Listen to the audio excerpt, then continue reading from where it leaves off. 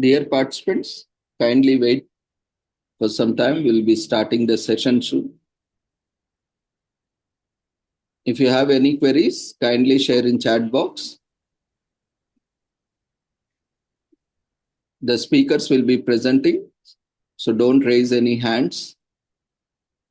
Don't interrupt any sessions. If you have any queries, feel free to share in the chat box. Rishabh, David Matrius, you can lower your hand. If you have any queries, you can use chat box. In the Q&A session, if you have any queries, you can share.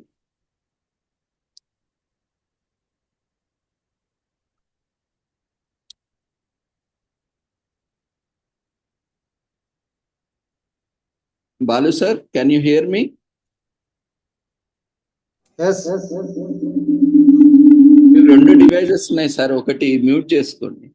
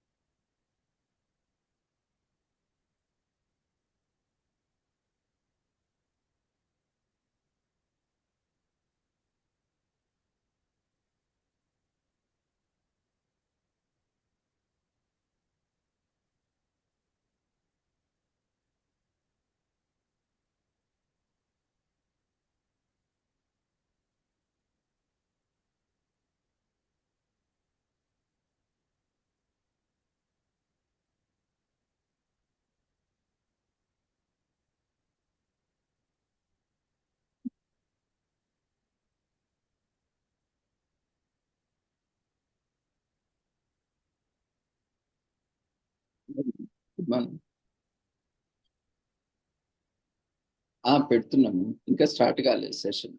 Sir start కాలేదు. వస్తుంది. అవునా? Okay.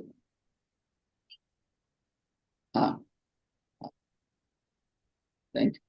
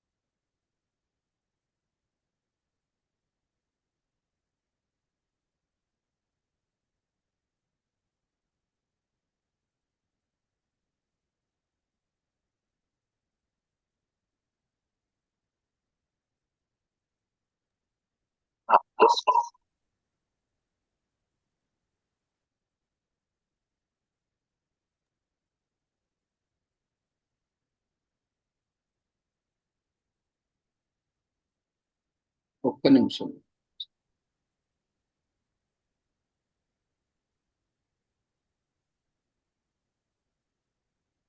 Okay, ఒక్క నిమిషం. Ravindra, I'm audible? Am I audible? Sir ఒక్క నిమిషం. వినిపిస్తుంది కదా? మీరు ఎవరిని ఎలో చేయకండి, ఎందుకంటే మనకి ఆల్రెడీ ఉన్నాయి, మీకు నోటిఫికేషన్స్ వస్తుంటాయి అడ్మిట్ అడ్మిట్ అని. ఏది అడ్మిట్ అని క్లిక్ చేయకండి, మళ్ళీ ఇబ్బంది అయిపోతుంది. ప్రిన్సిపల్ సార్ జాయిన్ అవ్వాలి. వాళ్ళు కనిపిస్తూనే ఉన్నాయి అవి ఎందుకో. అదే మీరు ఏం చేయకండి వాటిని, వేరే వాళ్ళు జాయిన్ కాలేరు. ప్రిన్సిపల్ సార్ ట్రై చేస్తుంది. వాయిస్ క్లియర్ గా ఉంది కదా? ఉంది క్లియర్. Okay, right.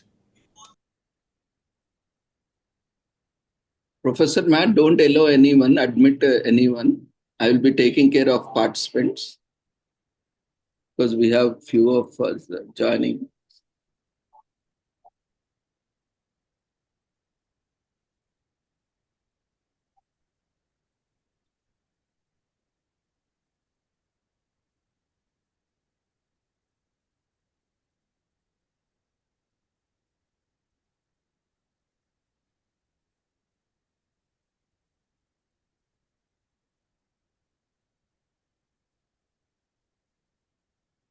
ఒక్క నిమిషం ఆగండి, నేను అందరినీ కోహోస్ట్ తీసి నేను మళ్ళీ తీసుకుంటాను సార్. సార్ ట్రై చేస్తూ ఉండండి.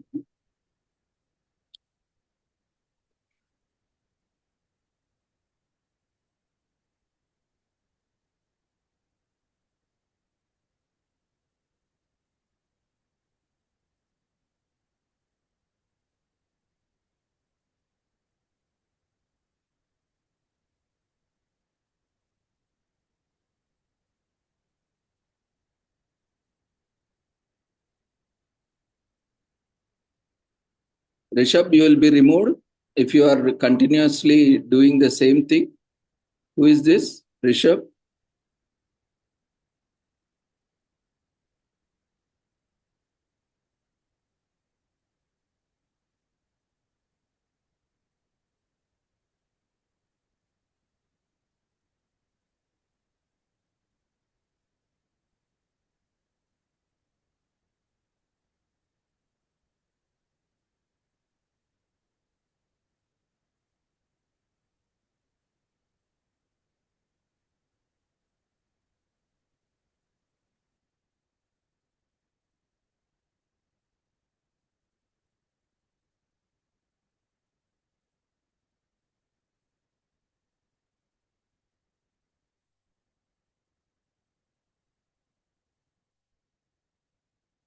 ఇప్పుడు చూపెడుతుందా అండి లిస్ట్లో?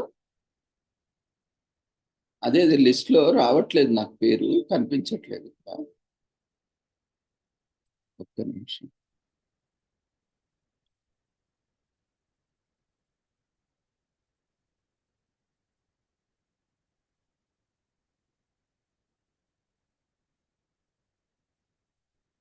ఇప్పుడు వచ్చింది.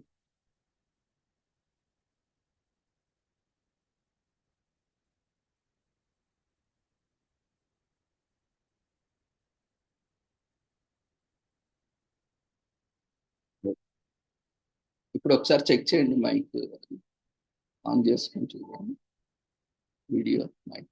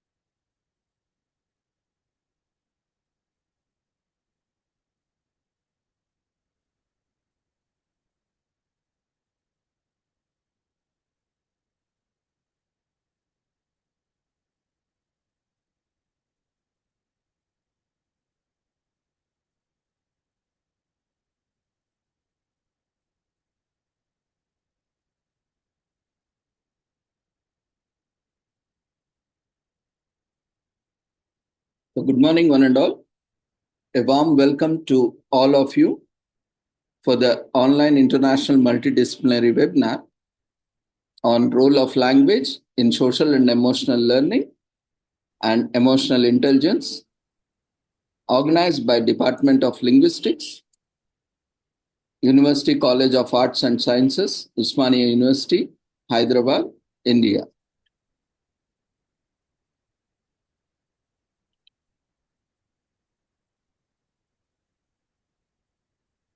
Now, I invite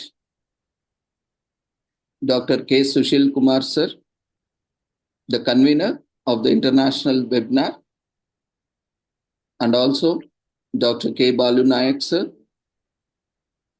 who is also the faculty and vice principal, University College of Arts and Social Sciences, Osmania University. And I also invite Professor C.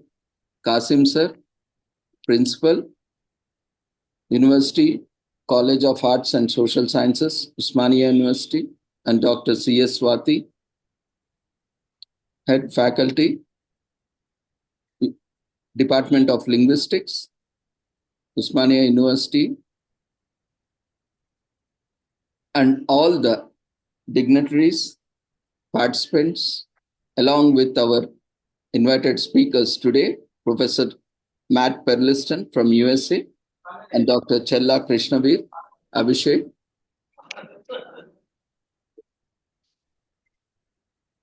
Before we start the sessions, we welcome you all once again, and I hand over the session to Dr. K. Sushil Kumar for the welcome note.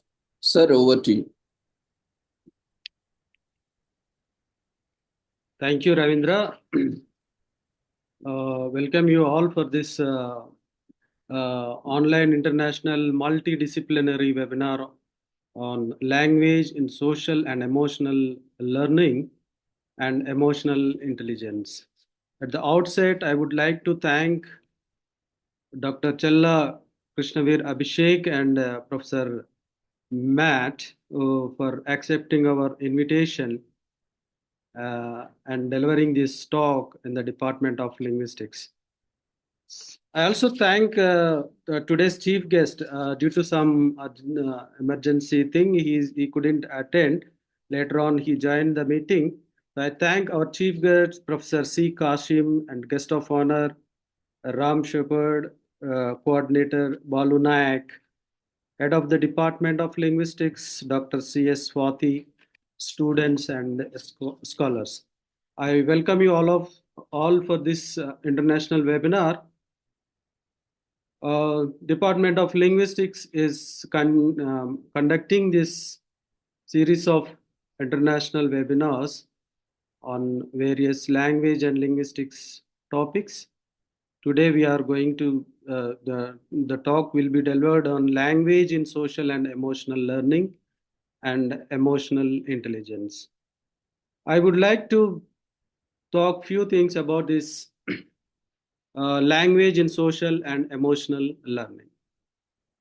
The social and emotional learning refers to the process that which individuals acquire the knowledge, attitudes and skills to organize and manage emotions, establish and maintain positive relationships, make responsible decisions, and handle challenges, situations effectively.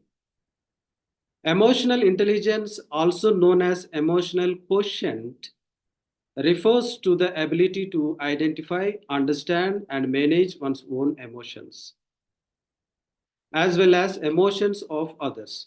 Both SEL and EI are crucial for personal development, mental well-being, and social cohesion. Language, in its many forms, is an integral part of SEL and EI. As a primary tool of communication, language plays a fundamental role in the development of both social and emotional competencies. In the context of linguistics, this concept note explores the connection between language, SEL and EI and EQ, focusing on how language functions as a vehicle for emotional expression, social interaction, and emotional regulation. SEL encompasses 5 core competencies: self-awareness, self-management, social awareness, relationship skills, and responsible decision making. Language supports each of these competencies in several uh, issues. Though emotional perception, language enables individuals to identify and label their own emotional and those of others. Emotional understanding is essential for recognizing the causes and consequences of emotions both in self and others. Language plays a central role in emotional and regulation strategies. So, language development is deeply intertwined with both cognitive and emotional development.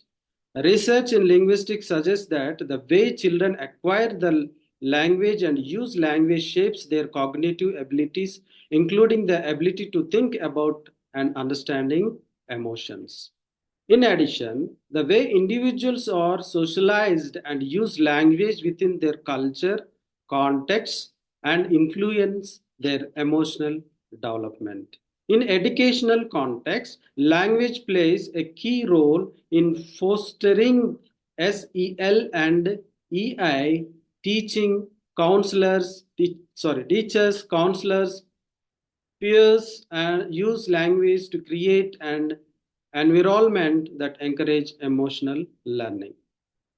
Finally, language is a cornerstone of both social and emotional learning and emotional intelligence. It provides individuals with the tools to express emotions, understand others, build relationships, and manage emotional experiences. The role of language in fostering these competencies is vital in personal development and contributes to a more emotionally intelligent society. By understanding the intricate relationship between language and emotional development, educators, linguists, and psychologists can design strategies that effectively enhance SEL and EI, ultimately leading to more emotional intelligence and social responsible individuals. With this, I thank Challa, Krishnaveer, Abhishek, and Professor Matt for accepting our invitation and delivering the talk on this issue. And over to Ravindra.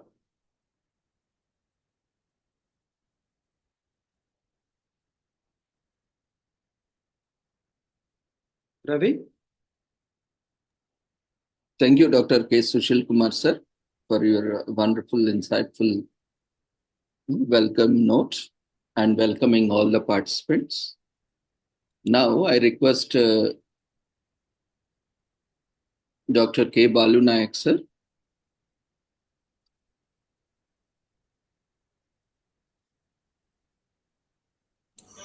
Good morning, Ravindra.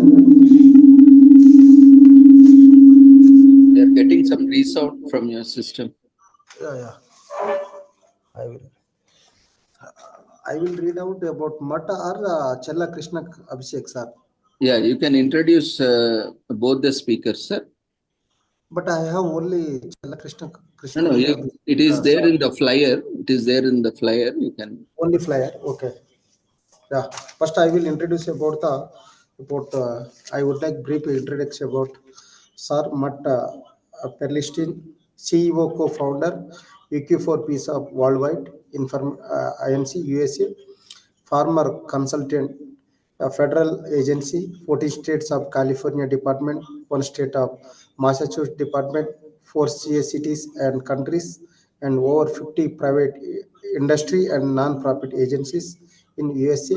Clinical professor of practice, Woxsen University. Thank you, sir. I over to you. And same time, Ravindra. Thank you, sir, for your wonderful introduction of speakers and welcoming them on this platform. Okay, thank you, Ravindra. I over to you, sir. If Principal Sir is available, we can ask him to address. Otherwise, we'll move on with the session. I think Swati ma'am is also yet to join.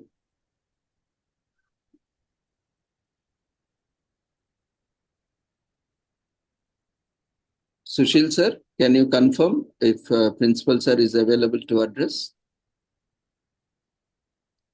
Yeah, better we go ahead because principal is busy with some other work. Okay, then once our chief guest is available and our head of the department is available, we'll take them for their address. So now we will move on with the session. Professor Matt, you can take over for this session. We once again welcome you for this session. And Professor Matt has been, continuously striving on this emotional intelligence and has been over 4 decades of experience. And, Professor Matt was very student in conducting more sessions across the world. He has conducted various workshops even in India, Nepal, and across the world. So we welcome you, Matt, once again to take over the session. Well, thank you. Thank you for having me. I appreciate it very much. I'm honored to be among you and to be speaking to such a educated crowd. So thank you. This is such an important subject, in my opinion. Sorry, 1 minute. Ravi, principal joined for the meeting. Can we hold? Yeah. Chief guest is there. Yeah, Matt, we'll wait for 1 minute so that our principal, sir, chief guest, will be addressing. Then we'll take up the session. Is it fine with you? Yeah. Yes.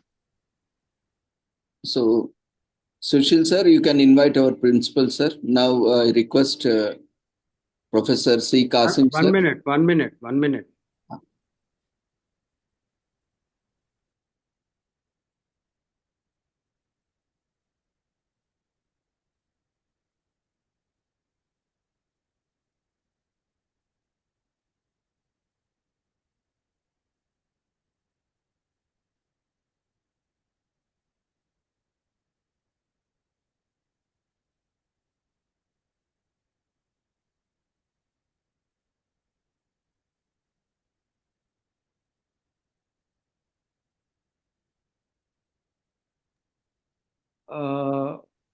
Sorry, Professor Matt, you please carry on. He is not attending.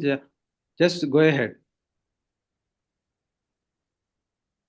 Okay, my partner, Dr. Challa, has just joined the meeting, so let me have him start his video, and I will be running his PowerPoint for him. So, Krishnaveer, can you hear me? Yeah, Dr. Krishnaveer, you can unmute yourself, start your video. Good morning. We welcome you all to the international webinar. Good morning, sir. I'm finally in. Thank you. Thank you so much. Hi, Matt. After a long time, hope everything is fine at your end. Yes, yes. Welcome, Krishnaveer. So, yeah, over to you, Matt, for your session. We welcome you to take over for this session. Thank you. Thank you. All right. Well, we're honored to be here, like I said, and this is a very important subject. Talking about emotions. It turns out that emotions are not usually something that we talk much about, but they study after study after study is showing that they're so much more important than we ever imagined. So we're both of us are in big demand around the world of people to please teach us about these, please teach us about this. And so it's fun for us, but it's also feels good to be teaching something that is so important to people because they don't know. They don't know. We don't learn about them at home. We don't learn about them at school. We better not deal with them at work. And so people don't have no idea how to deal with their emotions, and that's a bad thing. So I'll talk more about that in a minute, or in a few minutes. I'm going to let Krishnaveer get started. So go ahead, sir. Yes, Matt. Thank you so much, Professor Matt. So basically, I was having my own, I was battling my own emotion just 10 minutes ago, and then I battled it using literature.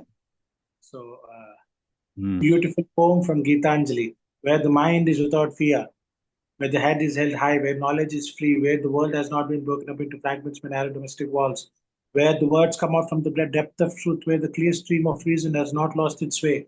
Into that heaven of freedom, my father, let my country awake. So I strongly believe there's a connection on how you can cope with emotions using literature. I call it emotional narrative. So when I was doing my master's in English language and literature, so I had Hamlet and Macbeth, but unfortunately I couldn't connect with it emotionally and culturally. And I strongly believe that we, literature students and language students, we can become literary counselors. Using literature, we can counsel the student, we can counsel different communities, especially youngsters. I strongly believe that. And I have a lot of references and I have proof, and we have done a lot of research which shows that emotional narratives play a very major role. So at this juncture, the person who introduced me to this emotional narrative is Professor Mishra. So I thank him. This lecture is dedicated to him, and I request Matt to please display the PDF so that I can start with my lecture.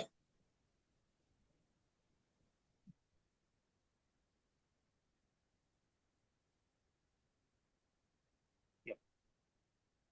So I'm Dr. Challa Krishnaveer Abhishek. I am the Executive Director of Dean Van Leeuwen Center for Peace Studies, and also the Director of Center for Emotional Education Society. So there is my email ID. I authored 175 books and organized more than 1,000 training programs. Matt, next slide.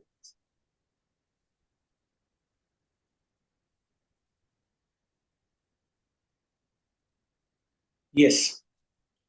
So basically, your life is your narrative.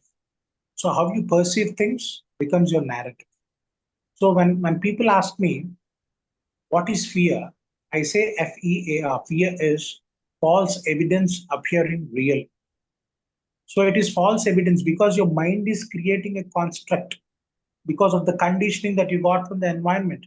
But most of it is not true unless and until you experience it, unless and until you change your narrative, you will understand that this is not a fear. So you can change your life if you change your narrative. Next slide.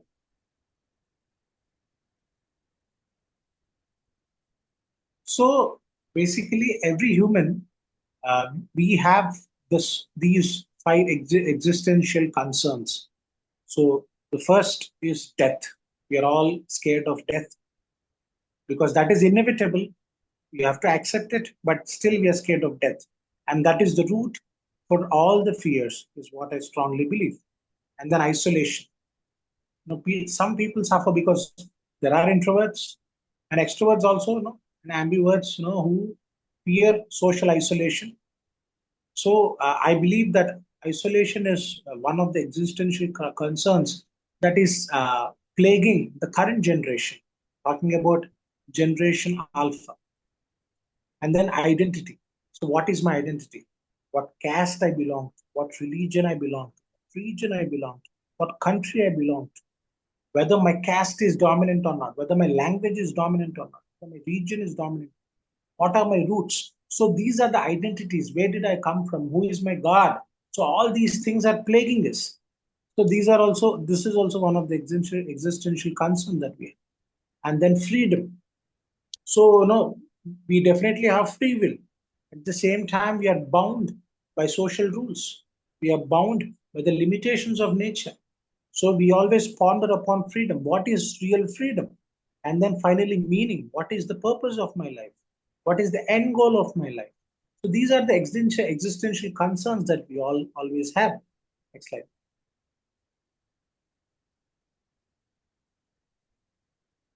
So these existential concerns give us anxiety. The signs are basically stress, confusion, your mood drops, you feel hopeless, you feel empty, and you're not motivated enough. Next. So, what is the exit path of this existential anxiety? That is acceptance and action. So, you have to accept these hard to swallow truths of life. So, these experiences are common, and existence has an uncertain nature. You have to fine tune or resonate with this uncertainty because life itself is uncertain.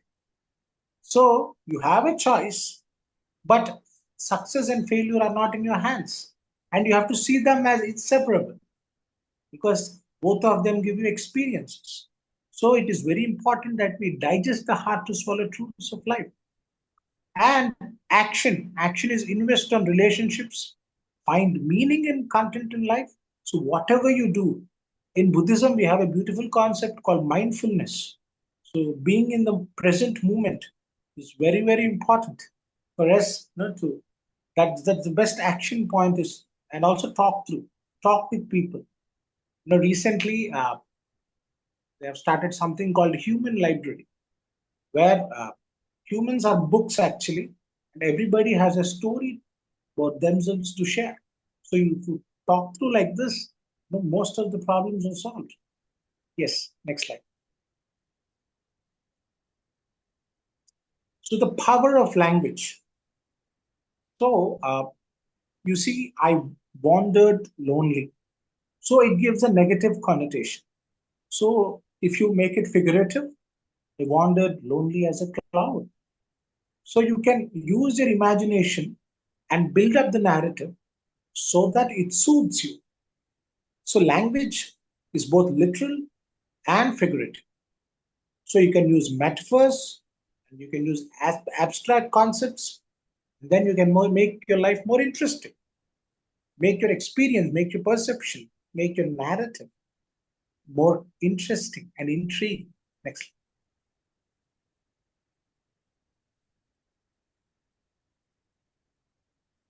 So poetry therapy. So poetry can be used as a vehicle for the expression of emotions that might be otherwise difficult to express. No, that's what I started working on, something called poetic journalism. Because nowadays we're exposed to mass media, social media, print media, electronic media, and we generally hear the news of someone dying in an accident, some harassment being happening, some different cases that are happening.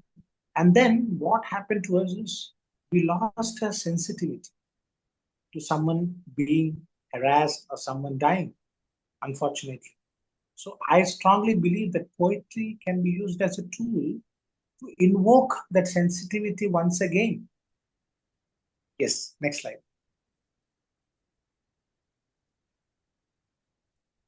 So poetry and voicing. So in the aftermath of the World Trade Center attack on September 11, 2001, so 9/11, we all know about 9/11 and what happened in the US, and everybody was using poetry as a tool to share their experience, to share their grief, to share their trauma. So, for example, here is a voicing. A person suffering from brain cancer. So, she wrote this poem. I felt I lost my edge, and then I lost my peace. So, she was in an existential dilemma. But the tragedy is, I have so much to say. So she has so much information, experience she wants to share. That is the best platform. Poetry is the only platform that can convey our emotions and sensitivity in a perfect and understandable, amicable sense. Next slide.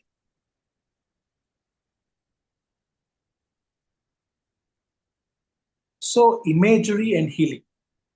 So, basically, coping imagery. So, coping imagery comes, when you start imagining that you are in the situation, and this, for example, you have fear of flying.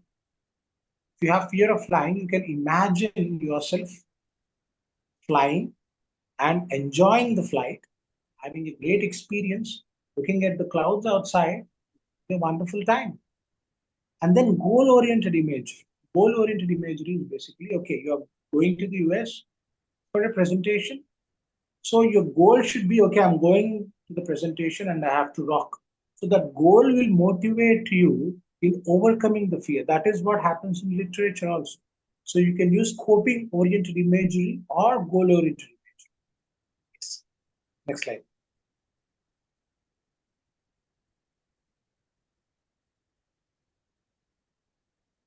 Yes. So verbal imagery. So meaning making process, connecting the dots. So basically the verbal imagery, using different types of imagery, different types of figures, figures of speech, metaphors, similes, and making it, you know, it's like someone compares the life to a butterfly. I was like a caterpillar, but then I was in a cocoon. I struggled so hard, and at the end, I got the wings. I could fly. So they can use this imagery to talk about the life. So to talk about the struggle and how they have overcome it. So that is motivational literature. It's what I generally call. So for example, here you have a poem. I wandered lonely as a cloud that floats on high, all vales and hills. When all at once I saw a crowd, a host, golden daffodils, besides the lake, beneath the trees, fluttering and dancing in the breeze. So nature imagery. So this is what we call romantic poetry, where you connect, resonate with the nature. That is something in Hinduism also. There is one god called Lord Dattatreya, and when someone asked him, "You are the guru of all the gurus. Who is your guru?" He said, "My guru is nature." Next slide.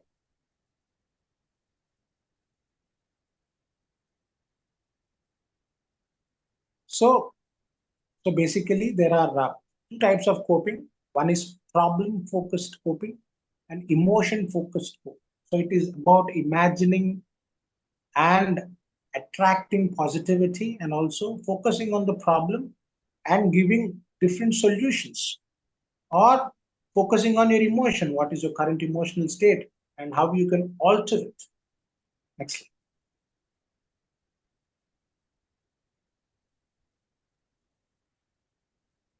So this is one very important anxiety that plagues people, that everybody suffers from. It's called decision making anxiety.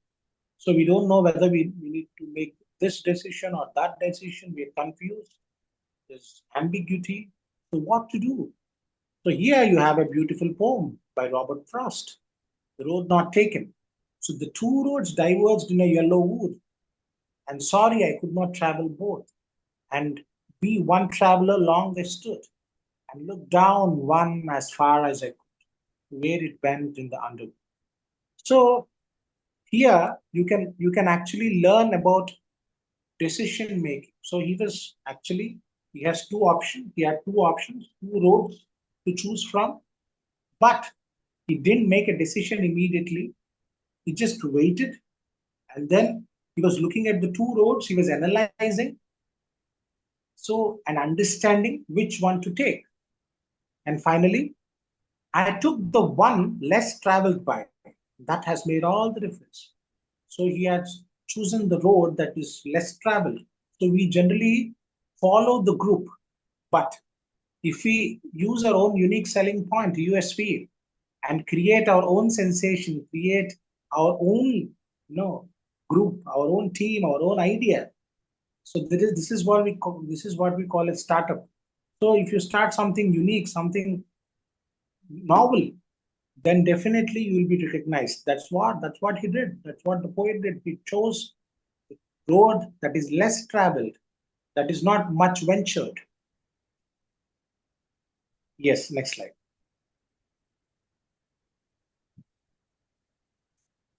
So from the above poem, what are the coping skills and strategies that we learn?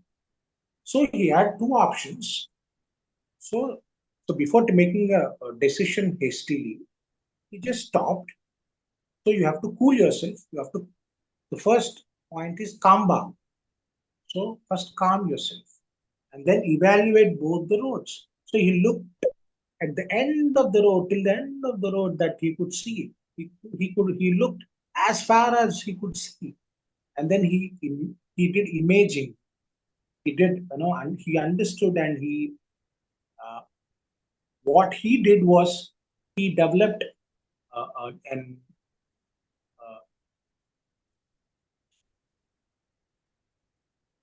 just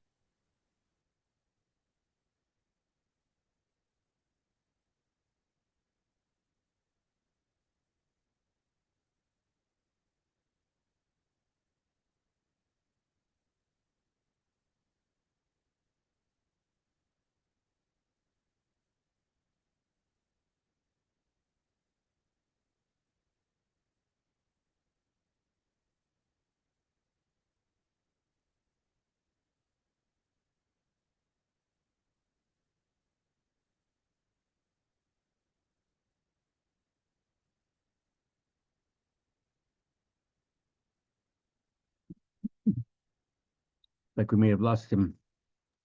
I think Krishnaveer got disconnected. We have to wait. Yeah. Goodness.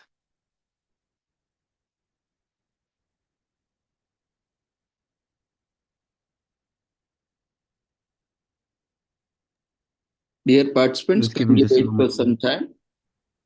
Yeah. Give him a minute to reconnect.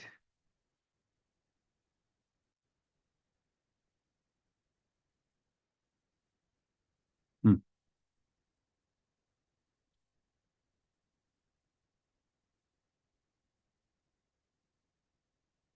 Hmm.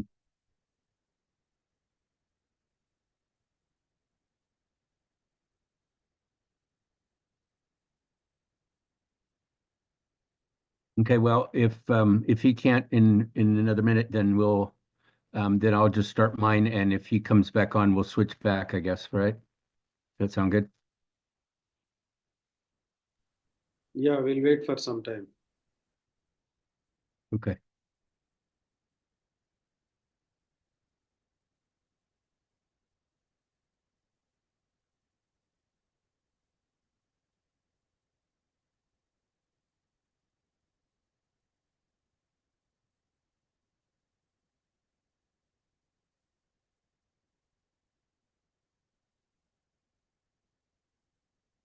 Yeah, the problem is too that the meeting's at maximum, so he's having trouble getting in.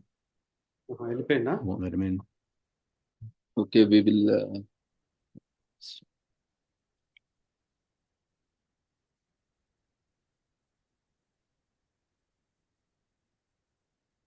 Yeah, if you see him in the waiting room, make sure to allow him in. You can. But we're at 100 people right now, so it's not going to let him even try. So Mm. wait.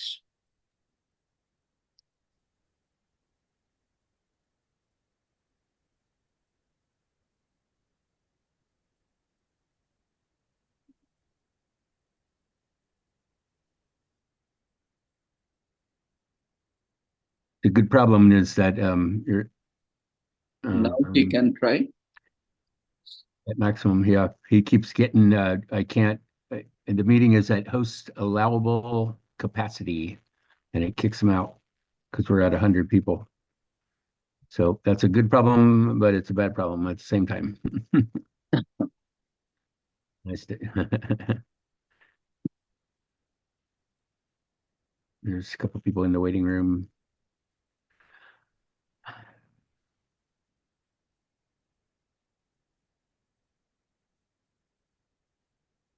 Ask him, keep trying. We will.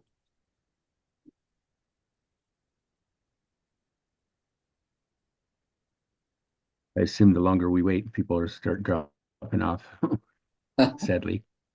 We have around 800 registrations when I saw in the morning. But 800? 800, Wow. yeah. Wow. But sometimes, people register, but they don't turn up. We see every event registering, 1,500, 2,000 people. But so that's the issue. But anyway. Okay. Yeah, he's trying and trying.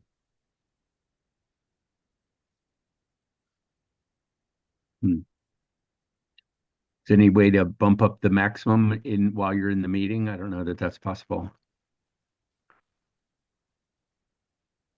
Plus, it costs extra.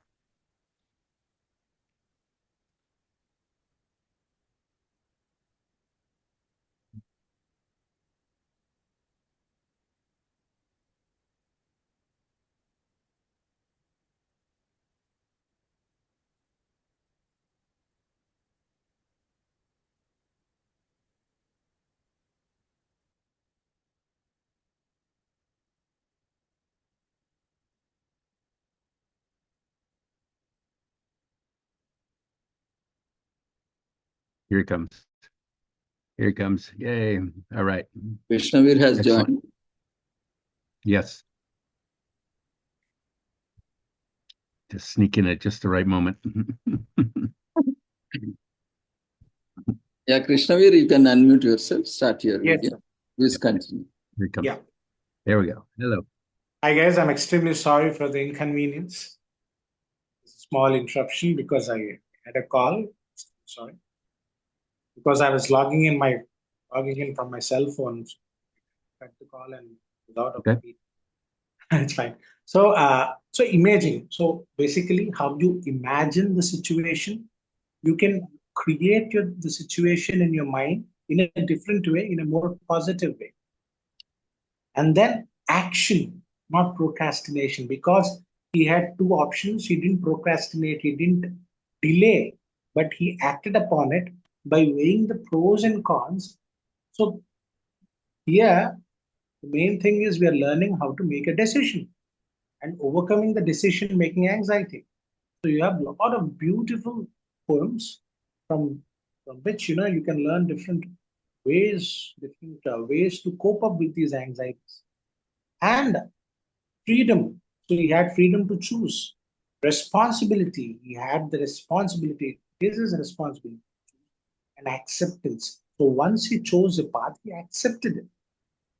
So he didn't criticize himself. He accepted it. Okay, I've chosen this. So now everything is upon me. Next slide, please.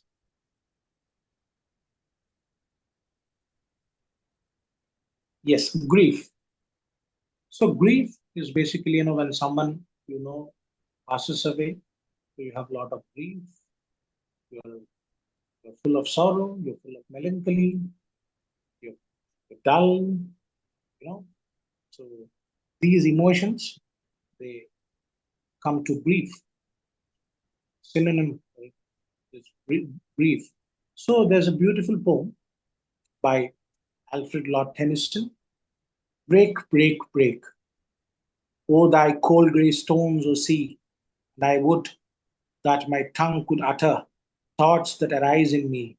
O well for the fisherman's boy. So in the first verse, if you see, he was talking about the grief. But in the second verse, he was thinking or imagining or recalling the emotions or the experiences that he had with the person who passed away. In the second verse. So Oh, well for the fisherman's boy, that he shouts with the sister at play. Oh, well for the sailor lad, that he sings in his boat on the bay. So he's remembering and recollecting the memories and experiences. And again, in the third verse, he says, and the stately ships go on to their heaven on the hill. But oh, for the touch of a vanquished hand, the sound of a voice that is still. So he's again grieving about it. So break, break, break at the foot of thy crowd, O sea. But the tender grace of a day that is dead will never come back. So he is recollecting and again he's grieving. He's recollecting and again he's grieving. So if you recollect the memories that you have or you had with your loved one that recently passed away, then it's a good coping strategy for grief. Next slide. So grief management. So first there is shock and numbness in his poetry, and then there is yearning and searching. So he's searching for the experiences with the person who passed away. And then there's despair and disorganization, and again reorganization and recovery. So break, break, break. So yes, your heart broke, but you have accepted the reality. You're moving out of this grief and you're talking, you're sharing your experiences, which is a therapy by itself. So it's not just about listening or reading others' poetry, but you yourself sharing experiences, which is cognitive. So me and Matt, we started something called Feelings Journal, where you can share your feelings. Once you share your feelings, you can tame your feelings. Strongly believe. Yes, next slide. And then overcoming trauma. So, for example, here there's an African American woman. She suffered from racism, which is a trauma. She's because African American, she's black, so she's suffered racism and she is venting her heart out to this poetry. So here you can see, you may write me down in history with your bitter, twisted lies. You may trod me in the very dirt, but still, like dust, I'll rise. So she's saying, okay, you might put me down, but I'll keep on rising. So in the third verse, you can see, just like moons and like suns, with the certainty of tides, just like hope springing high, still I'll rise. So she won't be bogged down. She will rise, she'll keep on rising, and she will fight this discrimination and racism. Next slide. So if you see, she is using a positive affirmation that I'll rise. Whatever happens, I'll rise, I'll rise, I'll rise. So positive affirmations are very, very important in poetical coping. Next slide, man. So here, there's a healing sentence that is, I'll rise. And then reclaiming my authority, remembering, and remembering how you were downsized and upsizing yourself, and repeated positive imagery, and reclaiming your authority, and bringing the community, because it's not just you who are suffering, but there are lots of people. Because when I was suffering from dysphagia, I felt very lonely. It was traumatic. But then when I found self-help groups on Facebook, then I understood that there are lakhs of people who have the same condition as I had. And I could connect with them, I could talk to them, and then I found a lot of coping strategies. So community healing, when you include a community who are suffering or who are on the same stream of line as you, then it will be very cognitive and motivating for you, and it will make it easy for you to fight on, take it head on.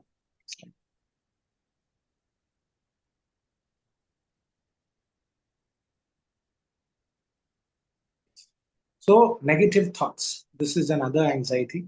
So there are youngsters I see recently who are attempting suicide for very silly reasons, unfortunately. So I didn't get my father didn't buy me a phone, so let me commit suicide.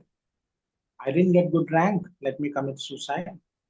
So the life has become, their mind has become so fragile that they're willing to give up their life for something which is very nothing, which is very trivial, unfortunately. So in this suicide kit also you'll find the same poem where the person who has written the poem is fighting with this anxiety to commit suicide. I went to the worst of bars hoping to get killed, but all I could do was to get drunk again. Worse, the bar patrons even ended up liking me. There I was trying to get pushed over the dark edge, and I ended up with free drinks. So if you look at it, you'll understand that he went to the bar so that he could have an altercation and get killed in the bar. But what happened? On the contrary, he was given wonderful reception. He was given free drinks and everybody was liking him. He was shocked. He went there to commit suicide. But on the contrary, he's getting positivity from there. So in life also, there will be situations which walk you down, which push you down. But if one door closes, there are 99 more doors that are open for you. But we only focus our attention on that one door, which fills us with depression, unfortunately. But there are 99 other doors that you have to venture. You'll only understand it once you get rid of that one door and understand that there's a very big, that one door is a very small dot in your life. There's a big page, big white page waiting for you. There are a lot of other doors that are waiting for you to open them and, enjoy and relish. Next slide.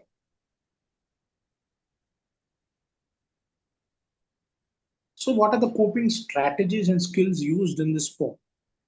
So changing negative thinking patterns, perspective shift, reframing, prefrontal cortex rejuvenation, behavioral modification, and physical contact. Whenever you are in depression, whenever you're dull, whenever you're stressed out, whenever you're in panic and anxiety, physical contact is something that helps us. Definitely, psychologically, you can boost up. We have a beautiful construct called God. You know, there's some imaginative person who is taking care of me. But at the same time, if you have that physical touch, that there is physically someone with me, then that will motivate you, and you can 99% of the problems can be solved in your mind itself. That is why social and emotional learning is a very big subject, because there is no problem that cannot be solved, because your mind is the supercomputer. The only thing, even in our scriptures, we learn that, it's very important that we are in charge of our mind and our mind is not in charge of us. So we should be able to control our senses and our mind. Once it is under your control, once, you should train it like a dog.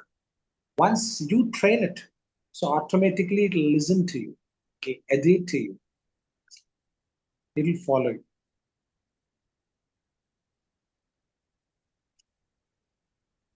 Next slide.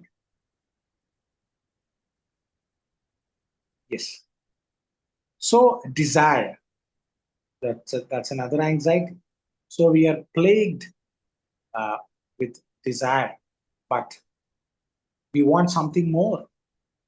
We don't appreciate what we have with us already, but we want something more. So here, there's a beautiful poem by Martin McConnell. He says, praise the miracle body, the odd and undeniable mechanics of hand, 100-boned foot, perfect stretch of tendon. Praise the veins that revert these wrists. Praise the collapsed valve in a heart. Praise the scars marking a gallbladder absent. There is the rasp and rattle of functioning lungs. So you can understand that he's praising different parts of the body. And at the last verse, he's saying, give thanks for chaos theory, ecology, common sense that says we are web. A planet in balance, a route, the butterfly in Tokyo setting off thunderstorms in Iowa. Tell me you don't matter to your universe that conspired to give you such a tongue, such rhythm, or rhythmless hips, such opposable thumbs. So here he's saying that, you should appreciate what you have. Here, what we generally do is we think about something that we don't have, but we don't appreciate what we already have. God has given us beautiful body. We are given beautiful body, but we don't appreciate it. We are given good, beautiful opportunities. We are given good parents, good siblings, good life partners, good children. We don't appreciate them, but we want something else. But that something else doesn't give us happiness. Because our attention is focused on that something else which is not in our hands. So we are in distress. So this distress and eustress comes when you stress your mind for something that is not yours or something which is very far. But you don't appreciate that something that you have with you. Recently I read a poem where the poet writes that my girlfriend left me and I was in depression. But I didn't understand that there was another person residing in my home who loves me more than my girlfriend. That is my mother. I have my mother. She is loving me unconditionally, more than my girlfriend, more than anyone else. So why don't you recognize that's something that you already have instead of pondering over things that are not under your control? You have a lot of gifts that God has given, that the nature has given, that your family has given, that your body has given, but you don't appreciate. There's one motivational speaker. He recently came to our university, Andhra University. So his name is Nick Vujicic. He's devoid of 2 hands and 2 legs, but he swims. He has a wife. He has kids. He travels. He's a motivational speaker. But what about you? You have eyes, you have ears, you have hands, you have legs, but still you're depressed. What's wrong? So it is about reconditioning your mind. Next slide.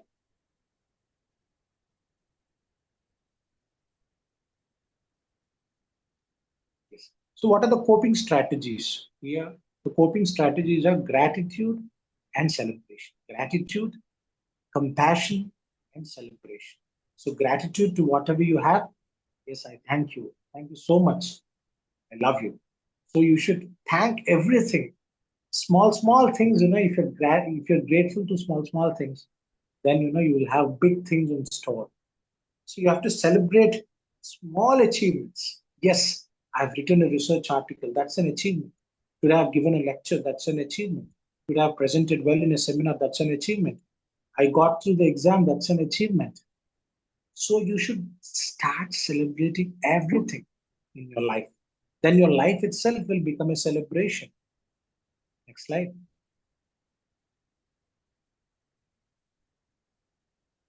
So always say thank you. And then this beautiful poem by Bhartrihari. It's translated from Sanskrit. It's titled Fear of Death. So in enjoyment is the fear of disease.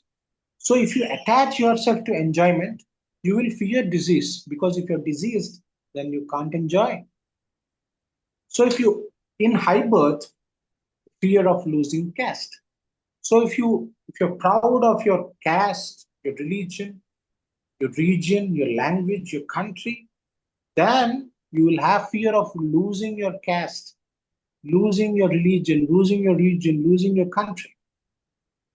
So in wealth, the fear of tyrants. If you have a lot of wealth and if you're attached to your wealth, then you fear the thieves that might steal your wealth.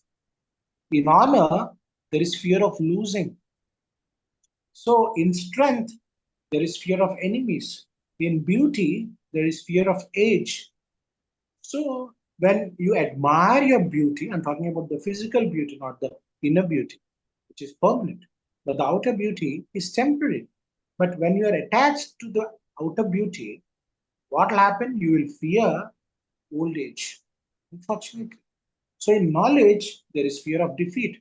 So if you are proud and boastful about your knowledge, then you will be scared of defeat. Then you'll be scared of challenge and conversations and debates. In virtue, there is fear of scandal. If you believe that you're the most moral and ethical person and virtuous person, then you will fear that someone might put you in a scandal. In the body, there is fear of death. If you attach yourself to the body, there is fear of death. In this life, all is fraught with fear. Everything is filled with fear. So renunciation alone is fearless. So if you're attaching, you're adding fear to it. If you're detaching and renouncing, then fear is removed. Next slide.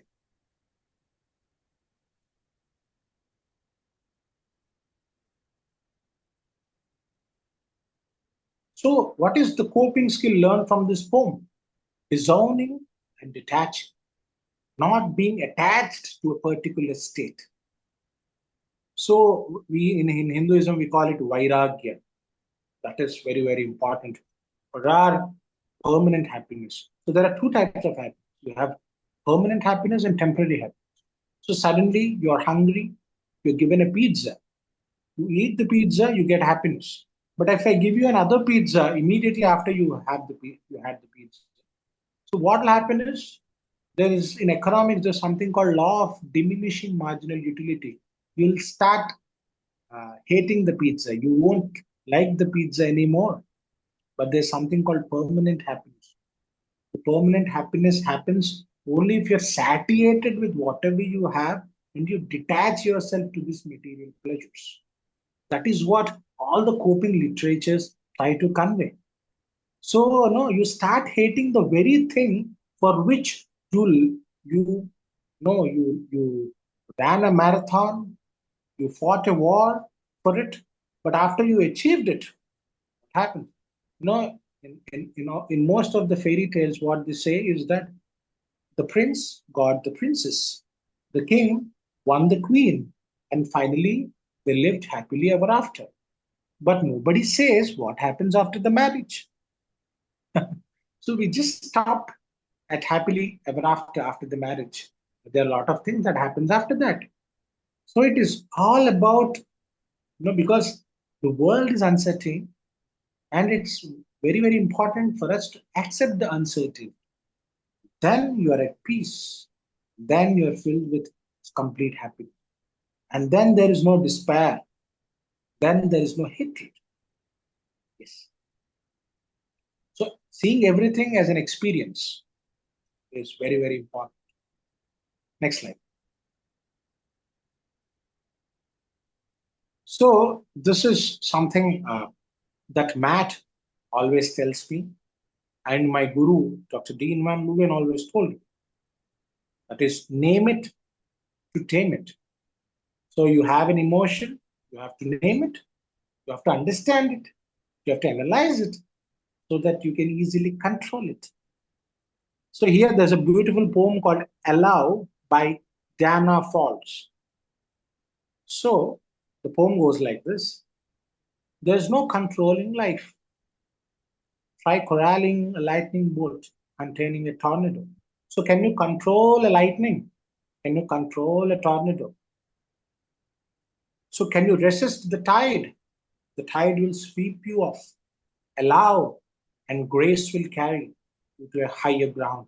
So going with the flow, understanding your current emotional state. That's what Daniel Goleman told in Emotional Intelligence. That you have to be aware of your current emotional state. Understand it, control it, and show it in a way that is pleasing to others. And at the same time, if you try to stop it, it will be like a tornado, like a strong wave, like a lightning bolt. So don't try to stop it, try to tame it. So if you want to tame it, first name it.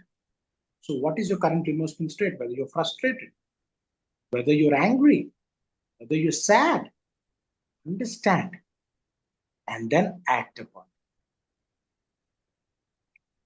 So I strongly believe that literature, we students of language, we scholars of language, we teachers of language and literature and linguistics, we should use literature in such a way that the students are able to connect and utilize it, apply it to their daily life.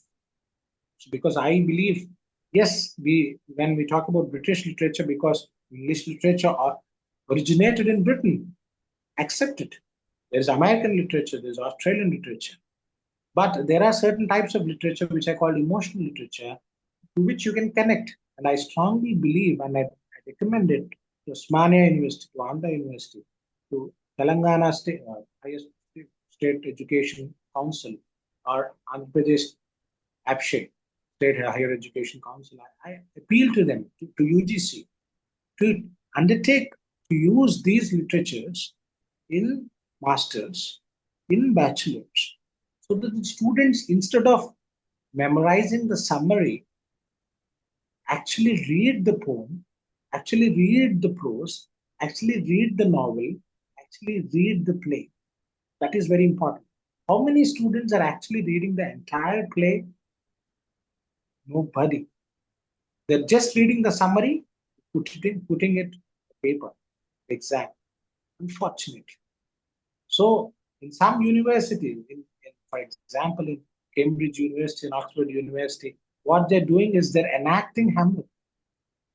So if you enact the play, you can connect with the character. And once you connect with the character, you can connect with the emotion of the writer. That is very, very important. So here I used poetry as a tool, but you can also use prose as a tool. You can use drama as a tool. So language is a beautiful tool that we can use, because counselors, they use language to counsel. So language is very, very important, both verbal and non-verbal. So, when me and Matt, when we were thinking about writing a book on social and emotional learning, so we wanted to incorporate the importance of language. Language is a very important tool. And in linguistics, you have phonetics, phonology, morphology, syntax, semantics, pragmatics. The most important thing is semantics, understanding the meaning, interpreting the meaning, both connotative and denotative meaning. So applied linguistics, using language as a creative tool so that you can uplift your mind towards happiness. Thank you. Thank you, Matt. Over to you. Thank you. All right, good job. That's very good. A lot of good information. I like how you use poetry to make your points, and it's a beautiful thing. And we can express our emotions and write them and journal them and all kinds of things to be able to explore inside of us, because we found that that emotions, it's not something that you can just learn in a book. It's not something you can learn on the internet. It's not something that you can, even with AI. I mean, you can help. It helps. It helps to understand it, but we need to go inside and try it and experience it and learn about ourselves, because we're unique and we're different, and emotions are weird and mushy, and so they're. But we got to explore inside of us. I like hashtags. I use the hashtag discover, uncover, and recover with emotional intelligence. Okay. Thank you, Dr. Challa, Krishnaveer. You've been wonderful. And now I'm going to switch over and do my PowerPoint. I know.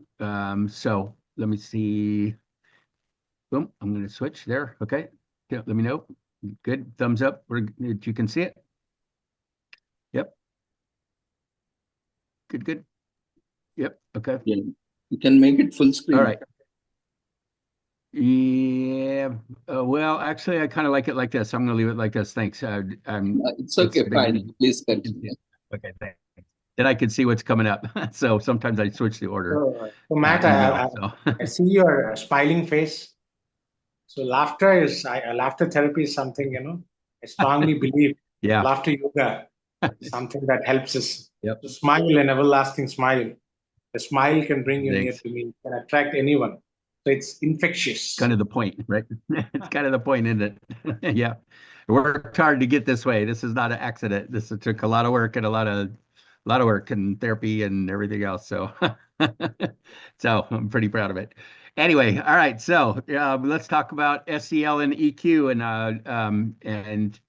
and what's going on here. So there's you may not know too much about. We're going to talk some about positive mental health, emotional intelligence. You probably know some about. You've used that term before. Very popular. Got with Daniel Goleman. It's been around for a while, and it's skyrocketing in demand now because there's so many problems. In my opinion, there's a lot of problems going on in the world. There's a lot of things not happy in the world, and people are realizing that they actually have no idea how to deal with their emotions. And so emotional intelligence is getting huge popularity. I mean, I'm sitting here now because of this, and we've got a full class because of this. So I'm happy about that and sad about it at the same time. Like I said, it's good news and bad news.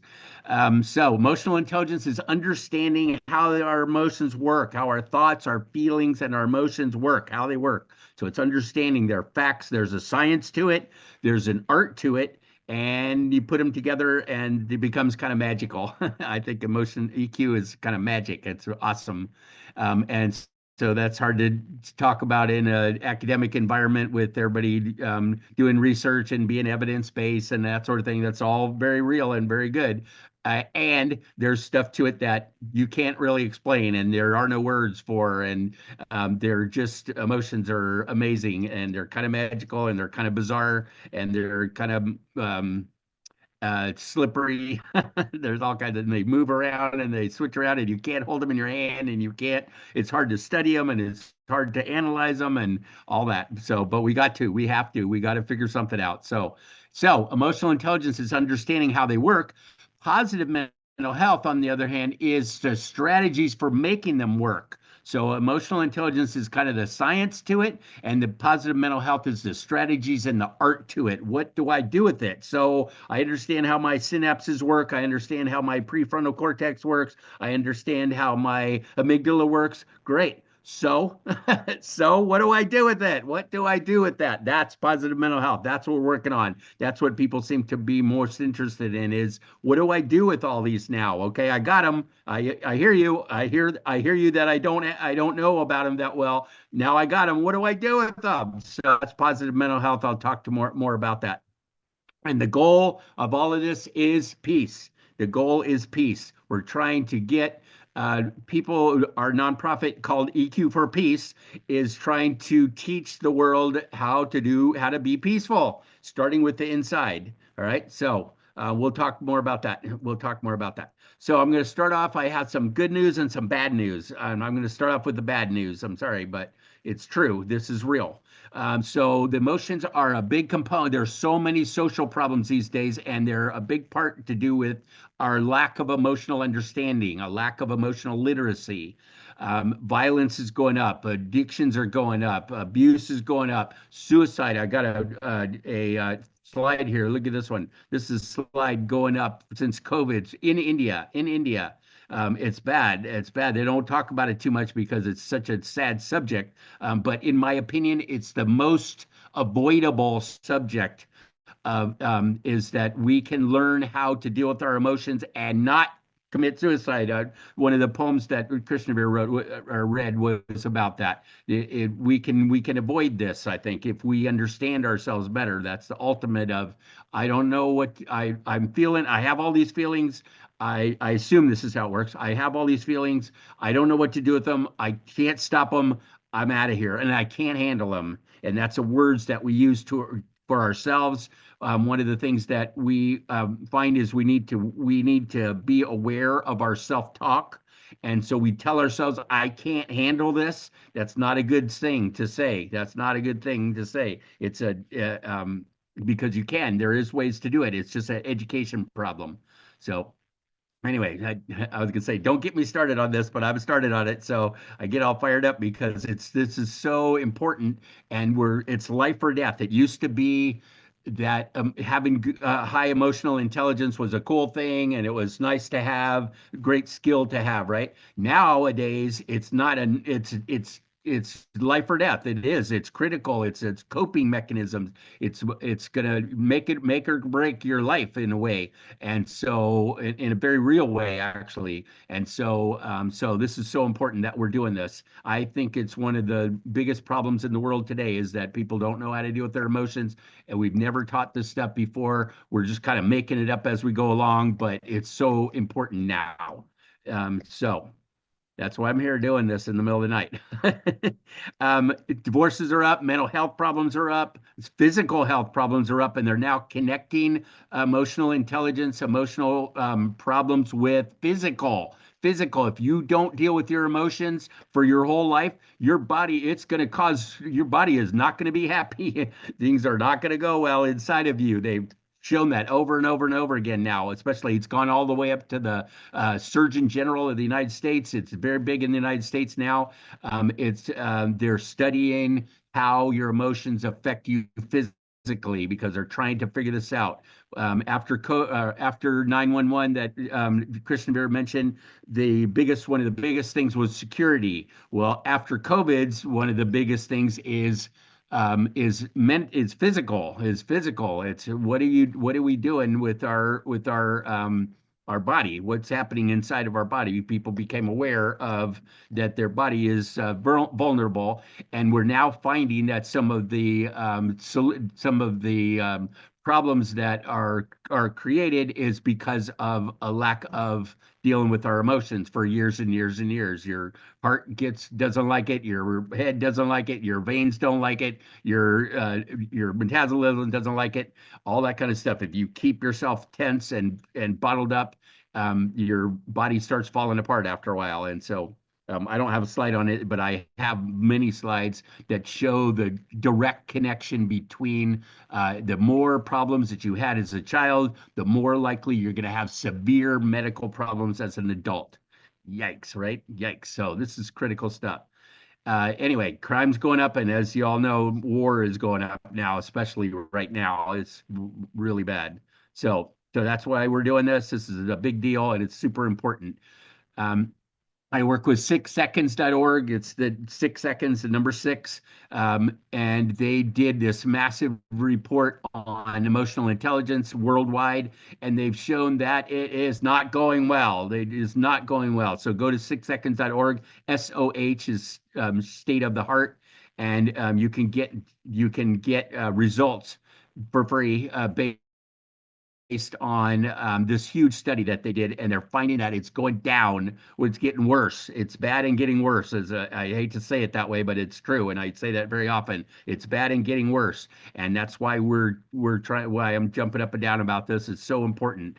Here's another one. Gen X. That our students are facing mental and emotional health crisis. Loneliness and social isolation are huge. People are hurting and they don't know what to do about it, and it's not funny anymore. I'm getting teary just talking about this. It's not funny anymore. I know personally 7 people. We live in a little tiny town in Northern California on the coast, and I know 7 people that are gone now. They're committed suicide. They're gone now, and that is such a weird feeling. If you ever know anybody who committed suicide, it's just what do you do with that? And could I have done something different? And what the heck happened? And you will never know. We'll never know. It's a permanent solution to a temporary problem, I like to say, but it's awful. It's awful. So anyway, it's bad and getting worse. All right, and this is that graph on that. So, but okay, so that's enough for the bad news. I don't like. We got to deal with the negatives, but we don't have to stay there. All right, we don't have to stay there. There's still good news, and there's really good news. In fact, is that these are teachable, learnable skills. Learning how to be happy, learning how to take care of ourselves, learning how to create some well-being and even success and peace are all teachable, learnable skills, which means that well, emotional intelligence and social emotional learning, what we're talking about, is the same thing. It's the same thing. SEL is what we call EQ in academia. They call it social emotional learning. It's exactly the same thing, in my opinion. I don't know if there's a real definition difference, but it's just about dealing with our emotions. There was a study done in the United States. This is not new in the United States. We've been doing this for a while now, which I'm happy about. We got a long way to go still, but they're starting. And there was a 10-year meta study. They were studied school districts in the United States who are teaching emotional intelligence, or SEL, in schools, and they found some really interesting things. They found that 10% decrease in antisocial behaviors, less skipping, less truancy, less fights, less weapons. Weapons is a big deal in the United States. As you know, everybody's got a gun in the United States, even the kids. It's incredible. It's incredible. But the more the kids knew about their emotions, the less they had antisocial behaviors. The increase in pro-social behaviors, which is helping each other, being more loving, being more kind, being engaged in their education, and being respectful, that sort of thing. There was an increase in that. And the surprising part for many was that the more they learned about their emotions, the better they did in school. Which means that your EQ helps your IQ. Your EQ can actually help your IQ, meaning that if you have a bunch of emotions that you haven't dealt with, it's really hard to think clearly, right? If your emotions go up, your logic goes down, and so it makes it really hard to think, and really hard to study, and really hard to concentrate, and really hard to focus, and really hard to learn. And so we're trying to deal with our emotions so that people can be calm and learn. And they're in school, right? So our academic test scores went up dramatically based on the kids knowing how to deal with their emotions. Pretty cool, right? I think it's amazing. So like that's part of the magic part of it, I call it. Um, Best work you'll ever do is working on you. So Daniel Goleman came out with this book in 1995 on emotional intelligence. You've probably seen this before. And it's what he said at the bottom is emotional intelligence, why it can matter more than IQ, more than IQ. And since then, study after study after study is showing that incredible importance, like I was saying, about how important emotions are. Way more than we ever imagined. I mean, we don't, mostly in our history of the world, don't talk about emotions very much. And our parents didn't talk about it, and their parents didn't talk about it. I talked to my parents about it. They didn't know. Dad said, I wouldn't know an emotion if it slapped me upside the head. This is what his exact words. And so I'm saying I don't think actually that our emotional intelligence is more important than our IQ, where it can matter more. I think they're even. I think we need to balance them. So I'll talk more about that in a minute. So Daniel Goleman, who's one of the most famous people in emotional intelligence movement, says there's 4 domains to EQ. This is real simple. A lot of this stuff is really simple. It ain't easy sometimes, but it's really simple, which is part of the magic of emotional intelligence, right? So first is you know yourself, social self-awareness. I know me. I got to know me. The better you know about you, the better you can do, the better you can be there for other people, the better all kinds of things. So it all starts with self-awareness. Awareness is the first step, the first key to change, awareness. And I'm going to say this a bunch of times. Second, once you're aware, you can manage yourself. You can do better. You can feel better. You can understand better. You can get along better. You can be more successful. You can manage yourself, on and on and on. All kinds of things you can do with yourself once you're aware. And the more you're aware, the better you can do, in my opinion. So self-awareness, then self-management, then the better I need to know me, but I also need to know others, right? We're social beings. We like to get along. We like to be in groups. We need to connect with people, and we need to have good relationships. So we got to be aware that thoughts and feelings matter to us, and they matter to other people. And if you know the social awareness, then you go to the step 4, which is relationship management, which basically means that you can get along better with other people, and you can have better relationships, more satisfying, more fun, and more interesting, more successful, because we can get more done with more people a lot of times, right? So, bottom line, I know me. I got to know me. I got to be able to manage me. I will need to know you, and I manage my relationships with you, right? Not rocket science, like I said. Very, very simple. Not so easy sometimes. Not so easy sometimes, but it's cool. You need to know where it starts. The things that we have, the three main components are our thoughts, right? Our left brain, our thoughts, our feelings, which are different, and our actions. So those are the main things that we're going to focus on. They're, again, super simple. Our thoughts, our feelings, our actions, not so easy sometimes, but our thoughts and our feelings help us create the action. So this is a 6 seconds chart right here. Back to 6seconds.org. Go check that out. They have tons and tons of great information. They're the top EQ trainer in the world. So if you want to learn more about this, and I highly recommend it, go to 6seconds.org. Okay. So this think, feel, act is theirs. And I added to it think, feel, decide, act. Decide, act. And we're adding in the decision part, because what happens is we have thoughts and we have feelings, and then we decide how to act on those. And that's a critical part of this whole thing, and it's the part that we actually have the most control over. All right, we have thoughts and feelings. Sometimes they just come. We can do things with them. We can manage them, but sometimes they just come, right? Lots of times. But decisions are ours. Decisions, we can have a lot of power to control our decisions, and that's a big deal. So it's not that we're broken. It's not that we have everything we need. We're born with everything we need. We just need to learn about it. Emotional education is the key. That's what we're doing here. That's why I keep a list of them. You guys are the 45th college or university that I've now spoken to. I'm very proud of that, and I'm very excited that there's so many of them, mostly in India, by the way, and Nepal and Bangladesh and Sri Lanka. It's also in the UK and the United States and some others, but my specialty, or not my specialty, but that seems to be who's asking me. Dr. Ravinder keeps bugging me. Come on, we need this information. Keep talking to us. And so that's why I'm here. And I got Krishnaveer involved. They're like, we got to tell these guys what's going on. Anyway, so it's an education issue. And so that's good news. That's good news that it's an education issue. It's about being smarter with our thoughts and feelings. It's about studying ourselves. It's a study of you and me and we together. It's learning how to deal with our inner world that people don't know about and they don't understand. And all these, this is about linguistics and about our talking and how we talk to ourselves and how we talk to each other and what words we use. They're really important in managing our inner world.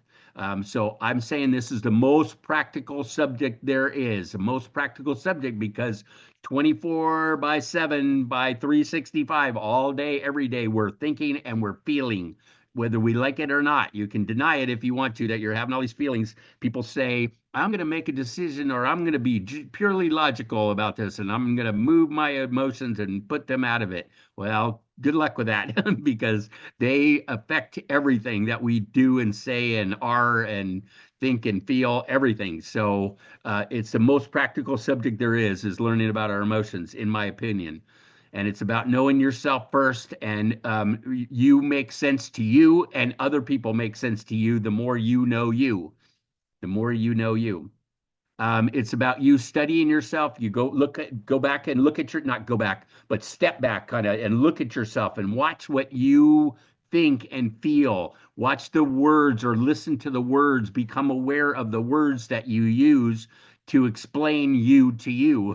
The words you use to motivate yourself, the words you use to discipline yourself, the words you use to punish yourself, the words you use to encourage yourself, those kind of things. If you can become aware of all those and accept them, you can do some cool stuff with them. Some people are really mean to themselves. Some people are harsh and abusive to themselves inside their own brain, and that is not helpful. Not helpful.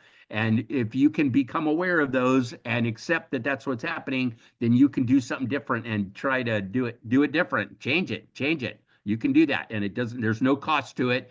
It just, But it can save your life. It can save your job. It can save your marriage. It can save your relationships because it's about you studying you.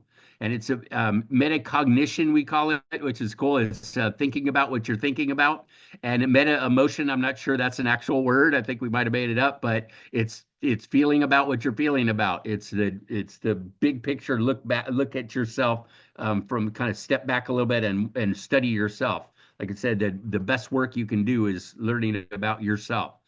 What we can do with that, once you understand yourself and you understand what's going on and you accept that, then you can use positive mental health to respond rather than react to life. I love that, the whole statement, respond versus react. React is habitual, automatic. You're not much consideration. You're just doing, right? You're just instant responses without putting much thought into it and not being very aware of it. Response, on the other hand, is intentional, purposeful. You use both sides of your brain, your logic and your emotion, to say, here's what makes sense to me logically, here's what makes sense to me, and here's what feels good and feels right to me. So you put them together and then you decide what to do. Then you decide what to do, and then you can respond rather than react. It's a beautiful thing. It could be a total life changer for you. And that's what emotional intelligence offers in positive mental health.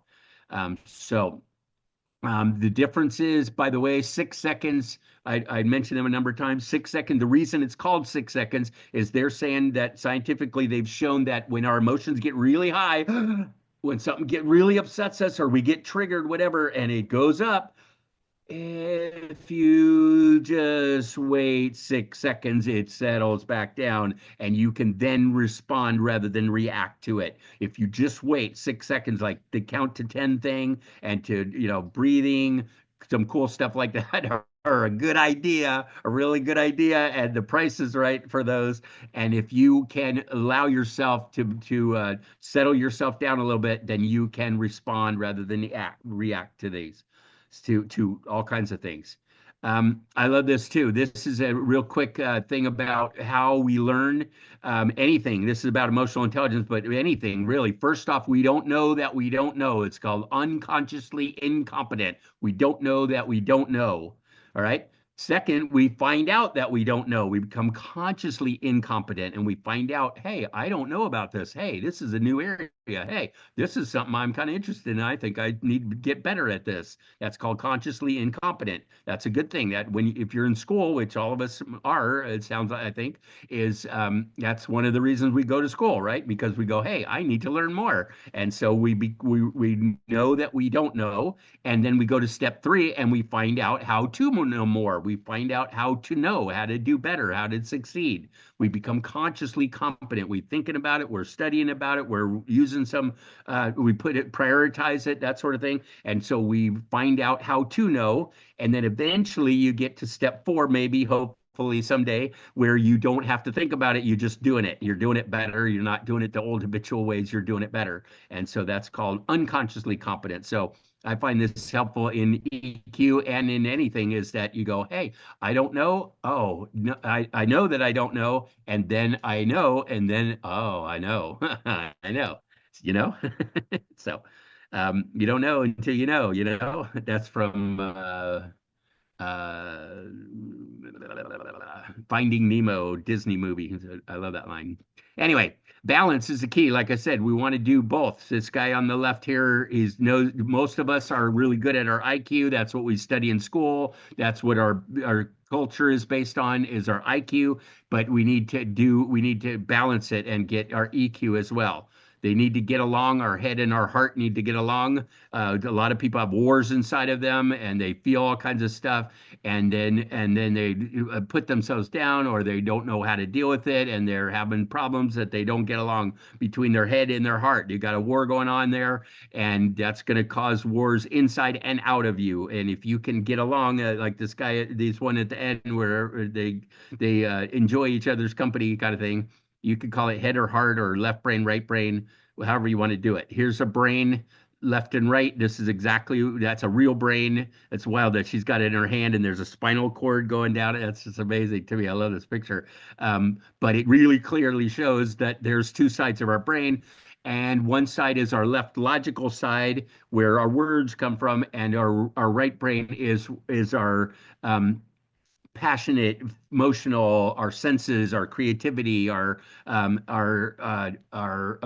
emotions are on the right side mostly. It's not cut and dry that way because some of them go in the middle, but anyway, you get the idea. It's a cool way to show it is that we have logic on one side and the emotion on the other side, and we need both. We need both. So we're working on positive mental health. These are positive mental health is the skills, behaviors, and competencies, right? These are actual actions on putting your thoughts, feelings, emotions, decisions, and actions to work to make your life look and, more importantly, feel as great as you want, or as you can. Most practical subject, I said, we got to be able to deal with our problems. We got to deal with our emotions. We got to learn how to deal with them, especially the negative ones. And when we can do that, then we can come back up. So we go down, we deal with our fear, our anger, our sadness, our anxiety, our tension, that sort of thing. And we can, if we deal with them properly, then we can come back up and get more positive. So you notice this is kind of like a smiley face. You turn that frown upside down, meaning that you deal with the emotions, your negatives, and so that you can get more positives. That's the point. That's why it's called positive mental health. So, and what we need to know is that there's thoughts and feelings, but your thoughts usually come first. Not always. There's arguments about these in the community of which one comes first. If you look it up on the internet, which I did just the other day, that you find both of them. They're absolutely sure that thoughts come first, and some other absolutely sure that feelings come first. I think thoughts usually come first because if I think I'm safe, I'm going to feel good. If I feel unsafe, if I think I'm unsafe, I'm going to feel a lot of yucky stuff, right? Unsafe being just one example. If I think that you're out to get me, I'm going to feel certain things. If I don't think that, if I think you're my friend and I'm okay with you, I'm going to feel different. I'm going to feel a lot more positive, right? So our thoughts come first, and we can change those. We can change those. That's the good news. So I like this quote: the greatest discovery of our generation is that human beings can alter their lives by altering their attitudes of mind. Those are the words that we say to ourselves, and they are thoughts. They are thoughts, and that's why it's relevant to linguistics and journalism and all that. This whole study is about the words that we use, and our thoughts are our words. Our feelings are energy, and a lot of times they don't have any words, and they're kind of weird because there's no words. I'm just feeling something that I don't know what the heck it is, and that's okay. That's okay. It's interesting about learning about ourselves, but our thoughts, if you can change your thoughts, which you can then change your feelings and then change your life in that order, usually. So you can't, when you have a thought, you can't really unthink it because you already had it. It's in the past. But what you can do is notice that you had it, that it's a yucky thought, and you can change it into something better. You can say, if I think you're out to get me, and I think and I think I'm unsafe, and I feel unsafe, and I feel anxious and scared, because I think that, I could go, wait a minute, right this minute, I don't think that. I don't think you're out to get me. I don't think that I don't need to be scared of you right this minute. You're just sitting there and I'm just sitting here.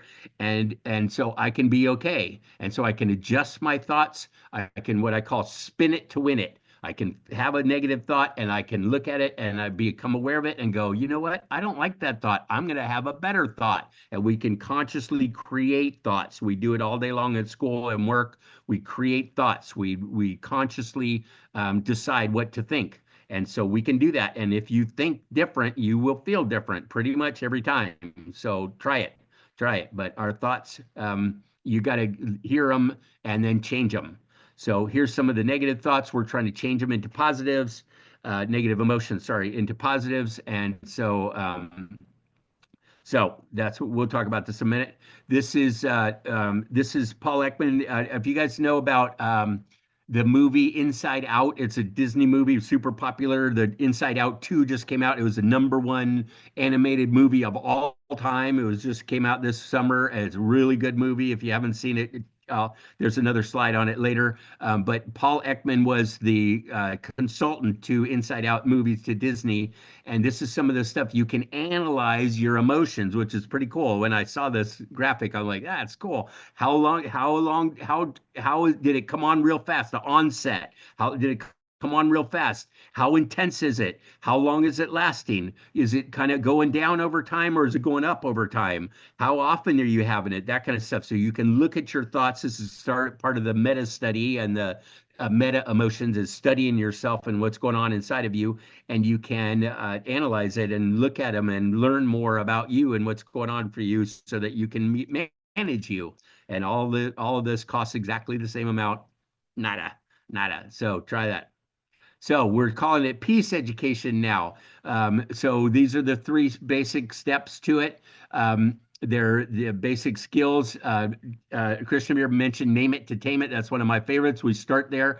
Awareness first. Awareness first. All right. What am I thinking and feeling? Is that a positive thought or a negative thought? Am I having positive feelings or negative feelings? Becoming aware. So naming it to tame it means that if we can identify what the heck's going on for us, then we can say, we can make more sense of ourselves, and then we can do something about it.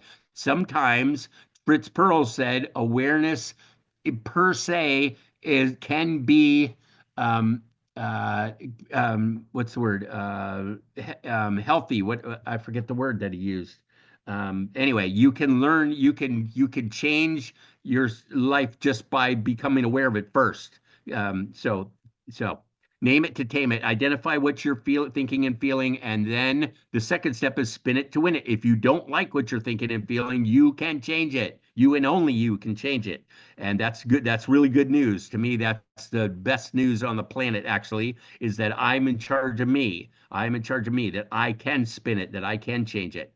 And lastly, the action is that feel it to heal it. Feel it to heal it, meaning that if sometimes, I'm not suggesting this all the time because you can't function if you're all walking around in your feelings and you got all these feelings going on, you couldn't function very well. But sometimes if you have strong feelings, the way to remove them out of your system is to let yourself feel them. A lot of people don't like that. It's like I said, this is real simple. It ain't easy. We could teach little kids, we go, hey, if you are sad, or someone hurt your feelings, or you lost something, or you're hurt physically, if you let yourself cry, you'll feel a lot better. Just let yourself cry just for a few minutes and you'll feel so much better. And it works like magic. It works like magic. And little kids go, oh, okay. It's adults that don't like doing that. But it's true. If you let yourself feel whatever you're feeling, if it's fear, really fear, or anger, you've got all this anger built up in your body, or sadness that you lost something really important to you. If you let yourself feel those feelings, at least for a few minutes, your body will thank you for doing that. And you can heal stuff and you can let it go, let it flow, and then let it go. I say, so try it, feel it to heal it. It really works. Feel and release what's the negatives, part of positive mental health. Um, uh, um, we're talking about peace. Dalai Lama said world peace begins with inner peace. And I'm saying here that the better we know our emotions, the better we can handle these 3 steps and be able to deal with our thoughts and our emotions, the more peaceful that it's working for me. And a lot of people I know, it's working for me. I get more inner peace. I feel more peaceful if I know about my emotions. So Dalai Lama said, through inner peace, genuine world peace can be achieved, which I'm very happy about. That's very good news.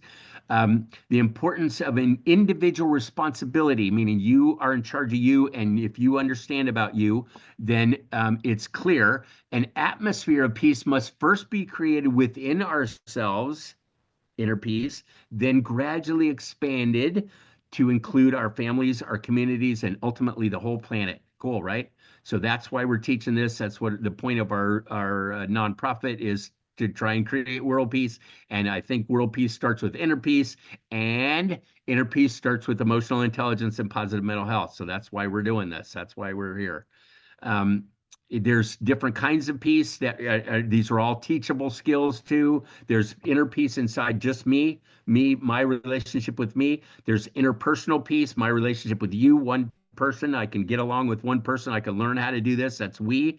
There's social peace among us, group, family, community, classes, school, etc. We can learn how to get along. We can, in fact, we're doing it right this minute. I think there's 100 of us in the room here, and as far as I know, we're getting along pretty well right this moment. And so that's pretty cool. So we're doing all three of these to begin with, I think. And I believe, and the point of what we're trying to do is that if enough of us know how to be peaceful on the inside, maybe we can have big peace on the outside. Maybe we'll see. We're going to give it a try. That's what we're here for. So, um, um, we're talking about inner peace for a minute. Just check it out for actually, if you would, for a minute, is how peaceful do you feel right in this minute? How peaceful do you feel? Rate it for yourself, 1 to 5. 1 being I'm all agitated and upset and I'm not peaceful at all and I'm scared or whatever it is. Actually, you can have negative emotions. Check this out. You can have negative emotions and be peaceful at the same time. You can be afraid and peaceful about being afraid at the same time. You can even be angry and peaceful at the same time. That seems very bizarre, but it's actually true. If you understand your emotions and you're okay with your negative emotions and you know they're not going to take over your life and continue for the rest of your life and all that kind of stuff, if you know that you're in charge of you, you can be peaceful about this. So you can have negative emotions and be peaceful at the same time, which is pretty cool. So, somebody put in the chat, thanks, 3. Good. Okay, well, cool. This is your left brain. This is your logical side looking at your right brain. When you rate something, rate your emotions, then you're analyzing your emotions. That's different than feeling them. That's your left brain looking at your right brain. So just so you know, so be careful with that, because not be careful, but it's cool to know what's going on inside of you. But we just got to go over on the right brain and feel it. Sometimes we got to feel it. We can't always just be analyzing it. So specifically, how do you feel? And then the next one is generally, how do you feel? How peaceful do you feel? Like the last couple days or the last week or so, how peaceful do you feel in general? If you want to put it in the chat, that would be cool. But rate it for yourself. Give yourself a rating. How peaceful do you feel? 1 is not at all, and 5 is I'm Mr. Serenity here. All right. So, so rate yourself. It's kind of fun. I've got a quiz about emotions that goes through all this rating system, but I don't have time to do it. If you guys want to, I'm happy to share it with you later. But it's really helpful to be able to rate yourself so you can understand yourself. So thanks, you guys. We got some good 4s in there. No greater wealth in the world than peace of mind and peace of heart, I should say, actually, peace of mind and heart. Knowing yourself and being able to be okay with yourself. It's pretty cool. Pretty cool. So the 3 basic steps to positive mental health are awareness. Like I said, you got to know first. First, we can't do anything until we're aware. We can't do anything. That's step 1 is awareness always. And so keep being aware, keep finding stuff, keep looking at you, keep analyzing yourself and check yourself out. Check yourself out. Check yourself, they call it. And just be aware of yourself. It's called mindfulness and consciousness and cluefulness. It just be aware of yourself and your emotions, not just your thoughts, but your emotions too. So awareness first, then acceptance. That's a big deal. It doesn't seem like it's a step in itself. It is. It's huge, because a lot of people are aware that they have feelings and they deny the heck out of them. They don't accept them. They criticize themselves for them. They put themselves down for them, because that's what we were told when we were little, right? Is that I'll give you something to cry about, young man, or big girls don't get angry, right? That kind of stuff. You don't. I'll get. You take it in the other room, kind of thing. So we don't accept stuff, and so it's really important that we do learn how to accept ourselves and accept what's going on for us. It only takes a second, but it's a speed of thought, but it's a critical step. And part of that is awareness or acceptance is accepting emotional responsibility, I call it, which means that you are in charge of you. You made your thoughts, you made your feelings. I did not make you angry. I did not hurt your feelings. I cannot. You do that. You do that. And that's really good news because that puts you in charge of you. I can say what I can say and I could do what I can do. And all people are doing this and the world's going on and everything's happening outside. But we get to be in charge of what happens inside of us. We have the power. I call it POWA. I have the power to decide whether I want to be upset with you or not. I get to decide that, and that's pretty cool because that puts me in control of me. I want to be a control freak in this area, and I can accept things. I can accept things, and I can know that I made that thought and I made that feeling, and I can change it if I want to. That's pretty cool, right? Accepting that's spin it to win it. And then lastly is that once I'm aware and I accept, then what do I want to do with it? What do I want to do? That's an action. What do I do? See, the first parts, awareness and acceptance, emotions and thoughts are inside of us. Actions are outside a lot of times. And so, warning is that there's going to be other people involved. So when you do actions, I had a talk with someone earlier today. They were very upset about something and therefore did some really bad actions. And I'm like, no, you can be upset and not do actions, not do anything, not hit them back, not shoot people like they do in the United States because you're upset, and go get your AK-47 and mow down a bunch of little kids because you're upset about something. You don't, that's stupid actions, right? Those are stupid actions. So action or no action is a big part of this, is that sometimes I'm going to decide not to act. And that is cool because that puts you in control of you still, and it allows you to respond rather than react to situations. I'm going to choose not to act here. I'm not going to hit them back. I'm not going to hurt them. I'm not going to shoot anybody. I'm not going to all that. I'm not going to shoot myself, right? That kind of thing. So sometimes no action is a really good idea, especially when big emotions are involved. So check that out. So check it out for yourself. So what do you think? Remember, thoughts, feelings, actions. So just for now, just for fun, check it out. What are you thinking right now? See if you can figure out what you're thinking, not what you're feeling, what you're thinking. See, just try it for a minute. What are you thinking right now? Just listen to the words that are going through. Okay. Okay. Next is, what are you feeling? Those are different. What's emotion? The emotions are, I've got a slide on this. I'll come back to it, I guess, is what are you feeling? What are you feeling? And then what are you doing? What are you doing? You're probably sitting here, you're probably multitasking, you're probably on your phone or whatever, and sort of listening to me. That's what you're doing. But those are different than what you're thinking and feeling. I just want to help you distinguish between those. Distinctions are a big deal in emotions because things get all mushed together and they don't need to be. We can separate them and go, oh, I see. That makes more sense. It helps us make more sense of ourselves. So when you're aware and accept then what you're thinking and feeling, then it often changes the way you're going to act. It's good, often changes it. So the cool part is that the more you know you, the better you know emotional intelligence, the better you know yourself and your mental health, then you have more choices. You have more choices. And then you get to decide how to act. You get to respond rather than react because the more awareness and more acceptance of who and what is going on inside of you, you get to decide what you're gonna do with them, and you get choices, and that's a beautiful thing because choices means freedom, in my opinion. Choices means freedom, at least for me. So we do the feeling check-in. What are you feeling right now, right? What are you feeling right now? If you want to put it in the chat, here's the guys from Inside Out. This is that movie I was just talking about from Disney. This is the top animated movie of all time. It was just came out a couple months ago, and these characters are feelings. The guy on the left is this is fear. the anger, you can see the little red guy is anger. This is sadness, the little blue girl, and then the other one is disgust, which is kind of bizarre.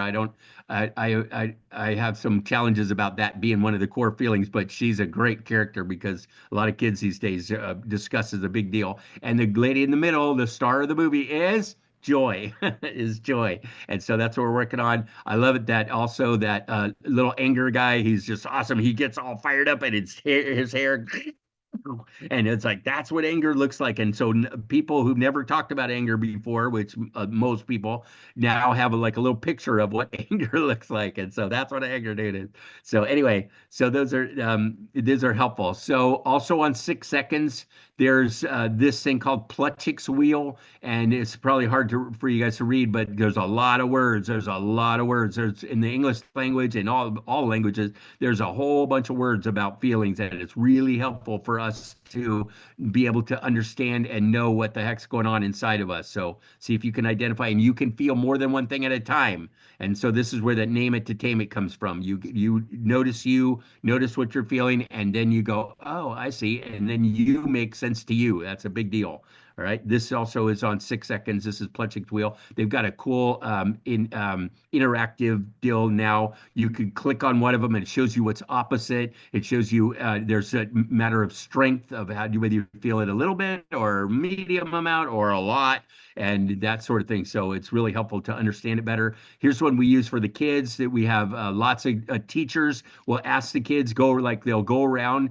I know one teacher that's done this 4 times a day. They do this 4 times a day. They've got this chart up on the board and they go, okay, let's go real quick. One word. What are you feeling? And they go around the room, bam, bam, bam, bam, bam, bam. And the kids, it's fantastic because it gives them awareness, it gives them acceptance, it gives them validation. Validation being that, okay, I'm angry, and 3, 4 other people in the class are angry too. Huh, that's okay. That's not that big a deal. We don't have to go shoot anybody. It's a feeling. I'm not angry. I'm feeling. It's just a feeling I'm having, and I can deal with it. And it makes me so I'm not weird and I'm not alien. I'm not abnormal. I'm just upset about something, and that's okay. That's okay. And it's cool because it's a wonderful thing. So, and you notice I crossed out how. If you ask people, how are you feeling? Most of the time, at least in the United States, they'll say what they're feeling physically. I'm tired. That's one of the biggest ones in the United States. Americans are always tired and overwhelmed and exhausted. They use that term a lot. But that doesn't tell you what you're feeling. That's a physical. That's what your body's feeling, but that's not what your emotions are feeling. So if you say, what are you feeling? You get a better answer. So try it. So if you would right now, check it out. Which one? Pick one, pick two, pick three if you want to. The same price. And what are you feeling right now? And so it helps to identify that's awareness and acceptance, hopefully, that you look at it, you go, yeah, that's what I'm feeling. And then you go, yeah, that's what I'm feeling. That's acceptance. That's what it takes. And then what do you want to do with it, if anything, right? What do you want to do with it? So check it out. All right. Each of our emotions mean something. I'm not going to go through all these, but each of them have meaning. I can give you guys the PowerPoint afterward if you want to go through it. It might be helpful. Self-talk is huge. It's huge. What's going on inside of you? What do you say to yourself? Listen to yourself. Accept that you may have some work to do. You may have some changes. Once you listen to yourself, you're like, geez, really? Come on. Sometimes some people, like I said, are harsh and brutal on themselves or discouraging, or you can't, or they're not letting me, and I'm powerless, and poor me, and all kinds of stuff. Listen to what goes on inside of you. That's really, really important. How you talk to yourself. This last part, what to say when you talk to yourself, is the name of a book. It's a really cool book, and you actually, like a lot of personal growth books, you don't actually have to buy it. You get the point. What do you say when you talk to yourself? What are you saying? And so it's a really good book, but you get the idea. That's the name of it. What are you talking about inside of you? So try that. So, and then you ask yourself, is this helpful? That's the word I use a lot often. Is this abusive? Is this whatever? You can use all kinds of words, but I use, is this helpful? I'll say something inside of me. I'll have some thought and I'll check it out and I'll go, that wasn't helpful. That's not helpful. It may be true, but it's not helpful, or it may be, anyway, check it out. Is it helpful or not? Um, and you can ask people, how do you want me to respond when you do something? Anyway, I don't have time to go through all these. I feel, so communication skill, this is one of the big ones for this. I think this is number one communication skill, is being able to listen to someone, let them feel. If you will listen to people and allow them their feelings, you become really important to them. It will improve your relationships. I guarantee it. If you will ask people and care about what people think and feel, and then shut up and listen to the answer. You got to be quiet for a minute and listen to the answer. You don't keep talking. You don't go, "What are you feeling?" No, you got to be quiet and let them explore and let them talk to you, and they will feel safer with you, and you will become so important to them. It's this like kind of magical little communication skill, is what I call listening with soul, which means you stop or you shut up, close your mouth, open up your heart. That's one of our big skills in emotional intelligence, that we can open our heart as much as we want, or we can close it down when it's not safe. So stop, open up your heart and listen to people, or love them, whatever you want to call it. So stop, open up, and listen with soul. One of the greatest gifts we can give someone, is to just shut up and listen to them for a minute, and they will tell you stuff that is unreal, and it will help. It's helpful. It's so helpful a lot of times for people to say what they need to say and feel what they need to feel. And you can be a conduit to that. You can be someone that creates that. It's a beautiful, beautiful thing. It takes just a little bit of education on your part, a little bit of caring on your part, a little bit of time on your part, but it can improve your relationships amazingly. And don't forget to listen to understand, not to respond. In fact, you don't even have to understand. You don't even have to understand, and you don't even have to accept what they're saying. And, well, you can accept it. You don't have to agree. You don't have to agree with what they're saying. It could be like, what? I would never do that, but that's not your thing. Your thing is to listen to them and let them be them. And then they're like, wow, thank you so much. And like, wow, I didn't do anything. I just sit here and like, yeah, but you made a safe place for me, and you made it so that it validates me to one other person that cares about me, and that kind of thing. It's beautiful, beautiful. So here's a really important part of this whole thing, in my opinion. We got to deal with our problems, right? We got to deal with our problems. So what are you going to do about it? What are you going to do about your problems? Those are actions. Those are action. What are you going to do about your problem? Okay. Differentiate that with, what do you do with your problem? Those are your thoughts and feelings about the problem. So what do you do with that? Um, Example is that I have cancer right now. I have cancer, and it's actually getting worse, and it's not going very well. I had a meeting the other day with the doctor, oncology, and it's not going very well, and I'm scared about that. So what am I doing about it? I do the meds that they tell me to do. I'm trying to eat right and take care of myself. And some ways I'm not doing too good. But what am I doing about the problem? I'm doing what the doctors tell me to do, and that's what I'm doing.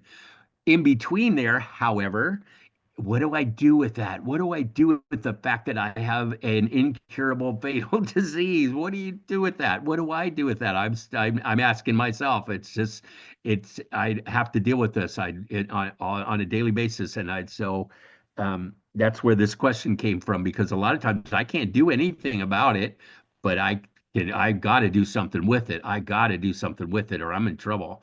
And so uh, anyway, you get the difference between actions and your thoughts and feelings are a big deal. CBT, most popular therapy, we're adding to it. CBT is cognitive, meaning your left brain; behavioral, right? Okay, I think this, and therefore I'm doing this. Well, that's cool, but what we found is they skipped a big step called affective, your emotions. We need to go cognitive, affective, behavioral, CABT. And we've been working with the therapist for like 40 years now, 30 years. Doc Downey, he's my mentor, and he's creating CABT. It's a big deal, and we're doing a Wikipedia article on it. We got a bunch of research on it and that sort of thing, and we need more. But we're adding emotions. CBT says if I change my thoughts, it will change my feelings, and therefore I can change my behaviors. Well, usually, or a lot of times that's true, and it works. CBT is cool. It works. And it works even better is if you go, I have thoughts and feelings, and I need to sometimes deal directly with my feelings, then I can have cool behaviors.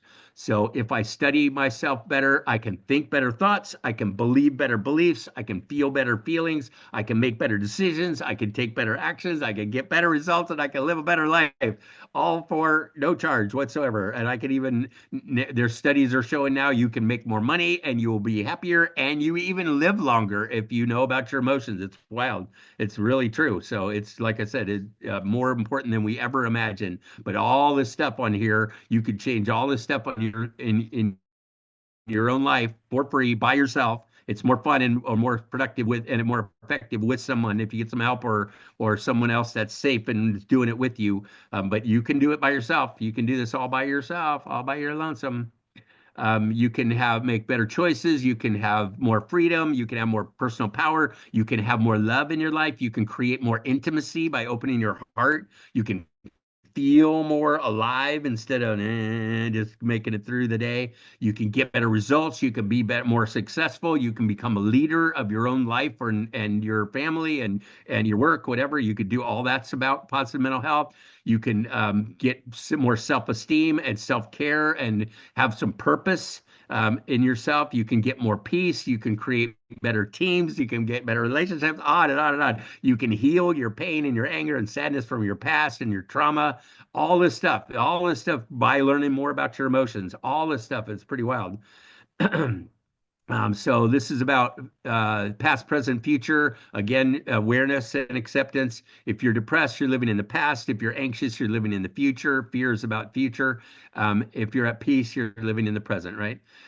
So this is a website that has over 4,000 feeling words in English language. It's really helpful to have a really good feeling vocabulary. What am I feeling right now? And to be able to identify and be specific as you can and to make you make sense to you, like I said. And so this is really helpful.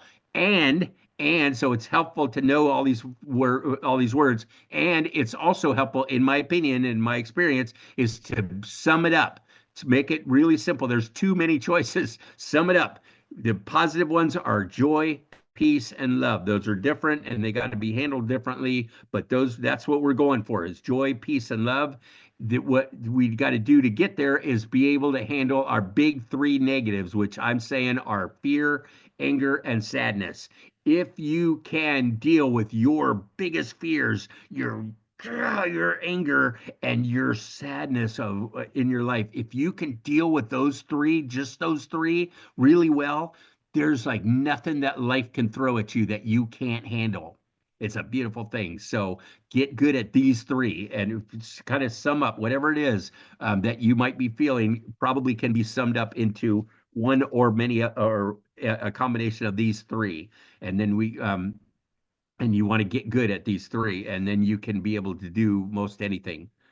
If you can manage your negatives, you got it. You got it. You can. I used to be really scared. I've had tons of fear in my life, all my life. I've grown up with tons of fear. I used to shut myself down. I used to hide. I used to not stand out in any way. There's no possible way I'd stand up here like this in front of 100 people and make a fool of myself. There's no way I would have done this. And a lot of people are more afraid of public speaking than dying. It's wild to talk about fear, and I've been there before. I've been there, but now I'm not perfect. I'm not unconsciously competent. I'm consciously competent, though. I'm now better at dealing with my fear and my anger and my sadness, and because of that, I can allow myself to do more, to be bigger, to express myself, to risk more, to open my heart, to be more loving, to be more kind. I can do all that because if it doesn't go well, I will deal with it. I know I can deal with it. And that to me gives me inner peace. That gives me big time inner peace. I know that I can deal with me no matter what comes up in my life. And that is fantastic. I can tell you, I used to not. I used to not, and now I do, and I love that. I love that. I'm not saying I'm perfect at it by any means, but I'm getting better and better, and I think it's working. I think it's working for me. It's working big time. My fear, anger, and sadness. If I can deal with those, and I do pretty well, I could do some cool stuff. So it all starts with this. So, like I said, if you don't take anything away from all me running my mouth for the hour now, if you don't take anything away from this, take this one thing: emotional responsibility, meaning that you are in charge of you. No matter what happens outside of you, you have the power to control what happens inside of you. That means you're in control of you and your life. That's a beautiful thing, right? That is fantastic. And we there's so much we can't control, as you guys know, that we just had an election. There's a lot of people are so upset about the results of the election, really, really scared about what's going to happen next. Blah blah blah. There's so much that we don't have control over: our parents, our teachers, our school, our economy, the weather, la la la la la, the government, all this stuff that we don't have control over. But there's one thing that we do have control over: me. I do have one thing, as I can be in control of me. And that is a beautiful, beautiful thing, in my opinion. So here's how it works real quick. Things happen outside of us. We have, and they do, and they'll keep happening. If we get out of bed in the morning, even if you don't get out of bed in the morning, stuff's happening outside of you. Then we have thoughts and feelings about what's happening. Well, now you just brought it inside. Now it's your problem. So we just brought it inside. So what do you do with it? Awareness. Be aware of what you just realize what happened. Be aware, mindful of your thoughts and feelings. Accept them. Just takes a second, but it's a really important step. Then evaluating. Do I like this? Is this working for me? Is this what I want to do? Um, name it to tame it and spin it to win it. All right. Is this what I want? It's mine. It's mine. So I can do something with it. And then decide, what do you want? What do you want to do? If anything, what do you want to do about it? And that's decision. And then you act. And the awareness and acceptance and all that, and your feelings and emotions are all inside of you. Now your actions are probably outside of you, and there's going to be consequences. Like I said, warning, warning. So, but we got to act, and our actions become who we are, and our behaviors. A bunch of action become our behaviors, and that's the results we're going to get in our lives. And so basically, your thoughts and feelings are inside, your actions and results are outside. But like I said, the awareness, acceptance, and action are the steps that we need to get good at taking. This is Viktor Frankl. He was in a concentration camp, and he came up with his amazing stuff. He managed to get through concentration camp with in incredible ways, and he studied the guards. He used to do therapy for the guards, and anyway.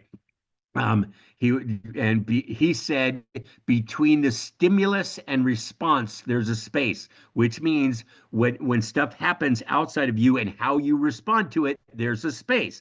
In that space is our power to choose our response, right? I said earlier, respond, not react. We get to choose our response. In our response lies our growth and our freedom. Isn't that cool? Isn't that cool? So we get to decide, no matter what happens outside of us, how we respond to that. And that gives us power. Nature versus nurture. We're born with everything we need. We just need to learn how to do this. We got to get better at it. Belief systems are big generalized beliefs that we have, usually from trauma, started from when we were kids or whatever. It's what we mean, what the world means to us. There's a difference between what something defined, the definition of a word versus the meaning, right? The definition is in the dictionary. That's what the word means, or that's what the word is describing or whatever. But what it means to me and about me, that's a whole different deal. That's a whole different deal. We don't react to the event, to people and events or words, but we react to what they mean to us, right? If somebody's walking away, you might not mean anything. Someone just walking away, it doesn't mean a thing to me, right? Or someone's walking away because they're leaving me, Okay, now we got big time meaning on them doing that action. Now I'm going to have all kinds of thoughts and feelings because of them walking away. And it's what it means. And I get to decide what it means to me. We choose the meanings. That's cool. Men are not disturbed not by things, but by the view they take of them, which is our meaning. So check that out. Belief systems can be helpful or not helpful. This is a really cool process that Doc talked me about. I told you about my mentor. Event meaning feeling behavior means event is something happened, anything it happened, and it keeps happening. So there's stuff happens in our lives, right? That's the event. What does it mean to me? What does it mean about me? And what is that? And depending on what meaning I put on it, I'm going to have a feeling. If it means that I'm bad, or it means that that something not good, then I'm going to have not good feelings about that, and therefore I'm probably going to behave in not cool ways. So this is a process that you can go through. It makes sense of our past, of how our past affects our present and our future, with your belief systems and your meanings that you put on them. You become aware of them and accept them, and then you can do something about them and heal this stuff. This is a worksheet that I created for doing just that. You put down in the first column what happened, what did you just, and that's a fact that is just what something happened. The second part is what about it? So what about it? What does that mean to you? What is it about me? I am, or life is, or the world is, or men are, or that kind of thing. We decide those things based on what happened. We try to make sense of the world. That creates feelings, which then become behaviors. So here's an example. This is me, for real. We moved a lot when I was little. My dad was in the United States Air Force, and we moved all the time. Okay, that's a fact. What did it mean to me? I felt like everybody was leaving me. My friends kept leaving. I kept leaving them, or they were leaving me, and I thought it was me. I took it personal, and I thought something was wrong with me. That they didn't love me. That I was unwanted, and I then was painful, and the world was scary because I never knew who was going to be leaving and when, and that kind of thing. So those are the beliefs, those are the meanings that I put on them, which made me feel hurt, afraid, angry, sad, all kinds of stuff, all kinds of yucky stuff because of this event. All right, I took that, I did that. And then what did I do with that? I withdrew. I did some addiction stuff I don't want to talk about. Uh, I shut down, all kinds of stuff that because I thought something was wrong with me and that they were leaving me. So down the bottom, however, I can do it different. I can change it. This is spin it to win it. Down the bottom, we moved a lot. That's still true. That is a fact. That is still true. Now, what do I change it to? Well, I'm changing it. This is taking a lot of work. And again, this is real simple, but it ain't easy. Maybe it's not me. Maybe they weren't leaving me personally. Maybe they were just leaving. And so maybe it doesn't have anything to do with me, and I'm okay. And that maybe I'm lovable, and it's that kind of thing. And the world could be maybe safe, la la la. So how does that feel? I feel more safe. I feel more peaceful. I feel more connected, and I can do better because of it. So again, this is you can have the PowerPoint later and use this worksheet.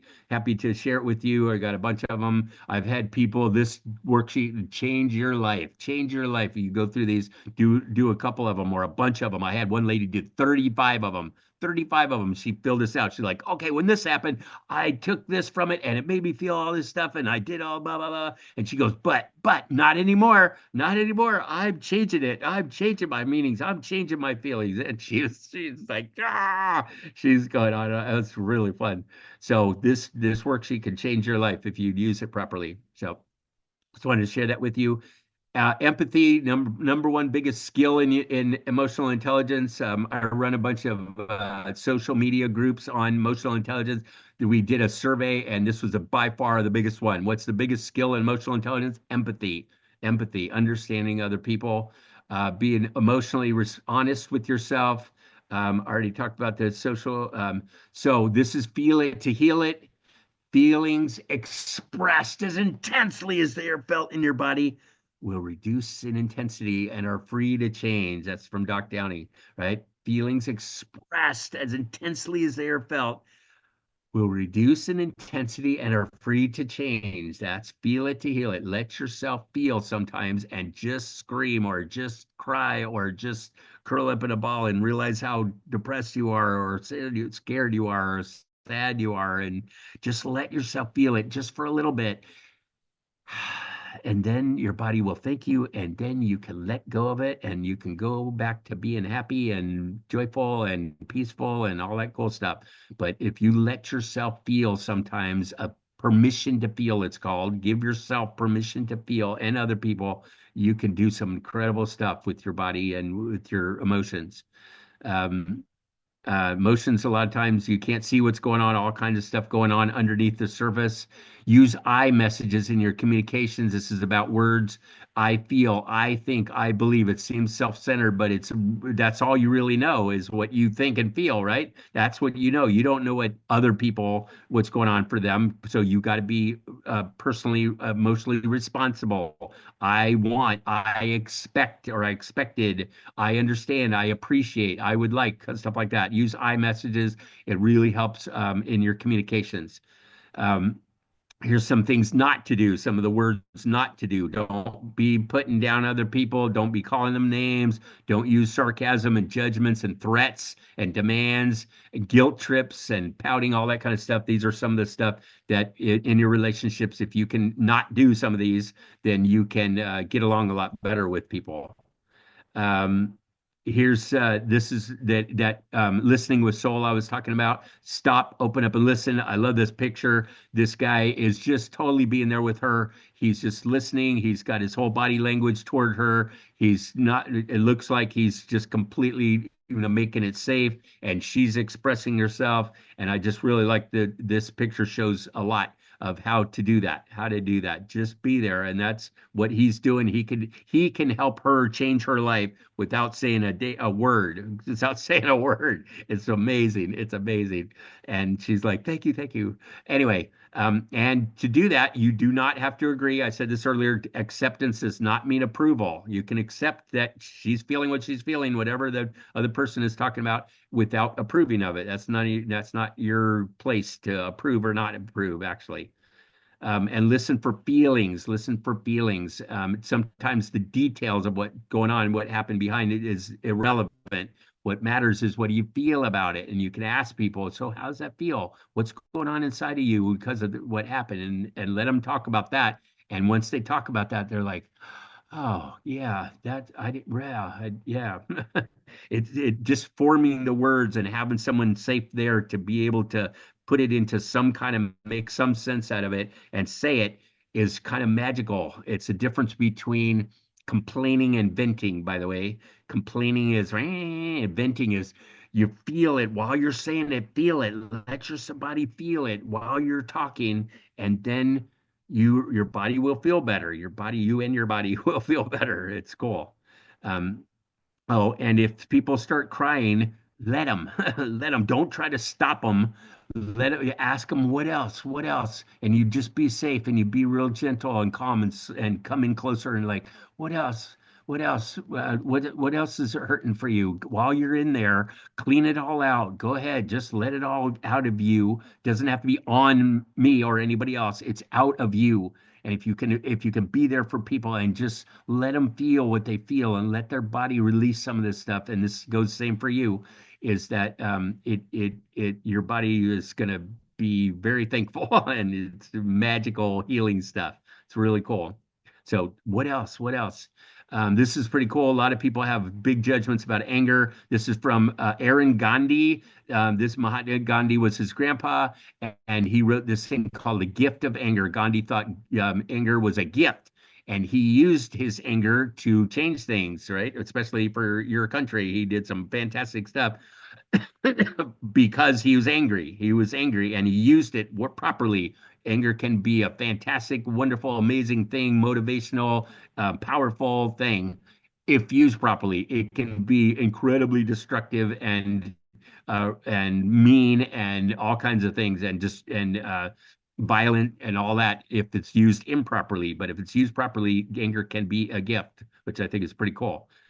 So this Aristotle said anyone can become angry. That's easy. To be angry with the right person to the right degree at the right time for the right purpose in the right way, not so easy. Not so easy. Again, simple, not easy. So um, be careful of your generalities. That's part of those meanings that we put on it. If we say, life is this way, or guys are this way, or men are unsafe, or that kind of stuff, those are big generalities. They're usually wrong. Try to be as specific as you can. This person might have been dangerous to me, but that doesn't mean all guys or all people are anything. So be careful of your generalities. One of the things I find useful is what is distinctions. What's the difference between this and that? If you go to our website, I have a quiz. I think there's 100 of them of what's the difference between this and that. For example, when you tell yourself "I can't" versus "I won't," those are big difference. That's a big difference, right? And it's really helpful. So many people say, I can't handle this, or I can't do that anymore. And what they mean is, I won't do it. If you change it to I won't, if you say I can't, that makes you powerless. It limits you. It makes it so that you're not in charge, really, because I can't. Oh, I can't. No, I won't makes it a whole different deal. No, I'm not doing this anymore. I'm not going to do it. Or whatever, but you get the idea. I can't versus I won't. Here's another big one. I need versus I want. They think they need you need 8 hours of sleep. They think you need sex. They think we need this and that and the other. You don't need any of that stuff. You need to sleep sometimes and that sort of thing. But I want it. That's different. I want it. Then you can make it happen. But you don't really just be careful of distinguishing those two. So if you, like I said, go back to the website, what's the EQ diff, as I called it. And that's, if you go to that page, there's a whole bunch of them on there, and try to distinguish some of them. They're fun. It's fun, and it's very educational. Okay, so I'm wrapping it up here. I know we're way over time. I'm trying to go fast, but let's wrap it up. So, takeaways from this whole thing. Decide that both your thoughts and your emotions matter. Both of them, not just your thoughts, but your emotions matter. We tend to deny and put away our feelings and emotions. Turns out they're so very important. They are. They are. Emotions matter a lot. And so give them some more credibility, give them some more priority in your life, understand yourself better, learn about you. It's really, really important. So both your thoughts and your emotions matter. Take responsibility. Like I said, this is the number one for this whole thing. Take responsibility for yourself and your life, your thoughts. If you could take the leap to say, my thoughts and feelings are mine, they are mine. I own them and they are mine. Nobody made me angry. Nobody hurt my feelings. I did that, and I can change it. I can change it. So if you take ownership of it, you can do awesome stuff. If you don't, you become a whiner, blamer, victim, and it's not fun, and it's not cool, and it's not helpful. Not helpful. So take ownership, please. Take some time to master your thinking and feeling. Get good at it. Prioritize it a little bit. Take some actual time and learn about you. Like fill out that worksheet, or Krishnaveer mentioned about the feelings journal that we have. Just get a notebook, or get on your laptop or your phone and whatever, and write about what you're thinking and feeling. Write about it, and you'll be amazing to yourself. I'm a big fan of journaling. I've got these little notebooks. I've done like 100 of these that I've filled out. I think I'm at 110, and I type like crazy, and I explore me, and I explore what's going on in my thoughts and feelings, and it's been the best thing ever. And it's pretty much free, and it's exploring yourself. Discover, recover, uncover, and recover. I like that. And share it. So share with someone else what's going on. It helps to find somebody else safe.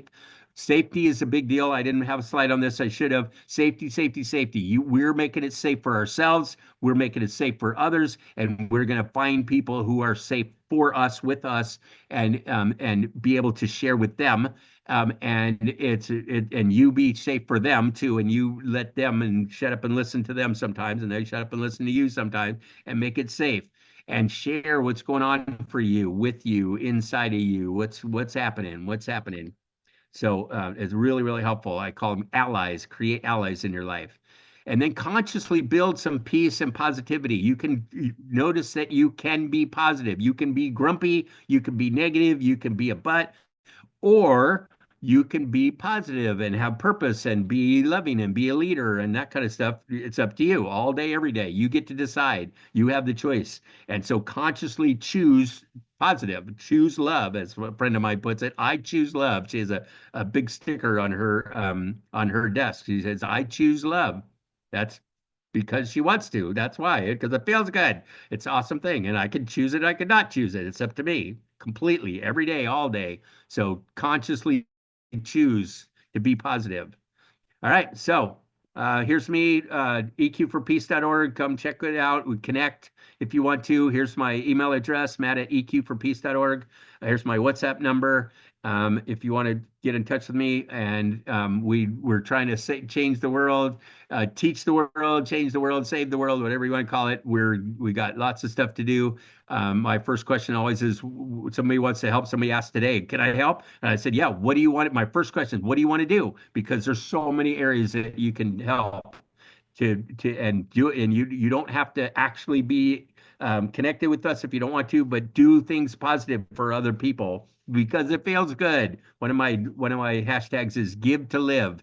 Give to live. If you give more, if you are more loving, if you are a leader in a positive way, it feels really cool. It feels awesome. So try it for yourself, for other people. So that's it. Questions if you want. And like I said, I can make this PowerPoint available to you if you want it. And happy to share whatever we can. We've got lots and lots and lots and lots of information and about emotions and about thoughts and about positive mental health. And I'm happy to share it. Pretty much everything we do is free so far, which is a problem, but it is how it is so far. I'm getting in trouble for that. Anyway, so any comments, questions, concerns, complaints? Let me know. You put it in the chat or raise your hand or whatever. I assume we're way over time, so probably want to end this, but happy to hang out for a little while longer. Thank you, Professor Matt. Anything? A wonderful session. As usual, you rocked the session. So I hand over the session to Dr. K. Sushil Kumar, convener, for his remarks.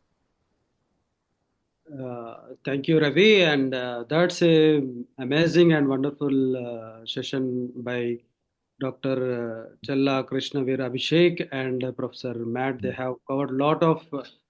The session itself is informative and it is very helpful to our students, scholars from different disciplines.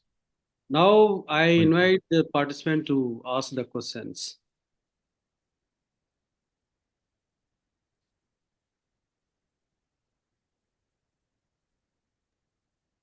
Dear participants, if you have any queries or suggestions, observations, feel free to raise your hand. After this Q&A session, we'll be sharing the feedback form. So let's utilize this opportunity. I know many of in campuses, especially in higher educational campuses, we have a lot of negative emotions flowing. We are not able to recognize the resources, opportunities available, and we focus on more on negative things rather than focusing on the positive things.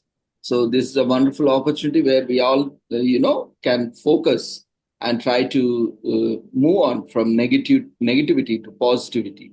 So if you have any queries or if you like to, pose some questions where you want to convert your negative thoughts to positive thoughts, this is a wonderful opportunity. Our Professor Matt is there to address you. Now, just get ready to pose some questions or queries. You can raise your hand so that we can give you permission or we can unmute you from our end. Yep. I have a couple people wrote to me directly in the chat, so nobody else can see it, but I can. So if you guys ask a question, put it public if you would. But there's a fellow from Kenya. Oh, that's pretty cool. Matt, you can take up one by one. in the chat Yeah. box, then we can invite oral. Okay. Okay. I think it's just a compliment. He's saying the model under cognitive affective behavioral therapy is a modern way of solving mindset problems that is elicited by life challenges. Thumbs up, sir. Right on. Omari, thank you. That's cool. He's saying CABT is a real thing, which I totally believe. It's amazing. Another one says, you are explaining it so well, sir. So thank you. That's cool. Next one says, to what extent do specific linguistic structures and communication patterns influence the development and expression of SEL, social competencies in individuals within SEL and EQ? So that's a big question. I probably should have said more about that in my PowerPoint, but so specific linguistic structures, I assume that means what words do you use and how you use them, and communication patterns, big time. How much do they influence your development expression? Big time, big time. They're what you say to yourself, what you say, how you explain things to yourself, how you make sense of the world, that kind of thing is going to change everything for you. It changes everything. And so,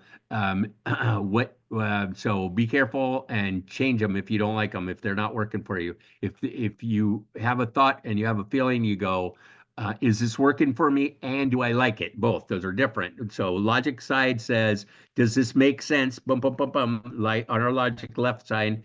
And our right brain says, does that feel right? Does it feel good? Is this something I want? Is this something that's good for me? Right? So both we want to balance both of those. So watch out for those. Here comes another one directly. Wonderful session. Would you mind sharing the perspective how emotions can be applicable for linguistics?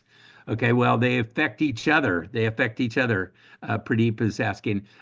They affect each other. So our emotions affect what we say, and what we say affects what our emotions. Both. They both back and forth. So Uh, so again, be aware and accept what's going on for you and how that's going to affect what you think and say and feel and do. Thank you. So both ways, and what you read and what you believe and what you take in and what you understand and what you accept is going to affect your thoughts and feelings as well. Like Krishnaveer, some of those poems were saying about, I choose this and I notice this and I felt this, and that's where it goes with them. So, share the PowerPoint. Yeah, I will do that. I will do that. Ravi, how do I share the PowerPoint? How can I send it to you and you share it with everybody? Would that work?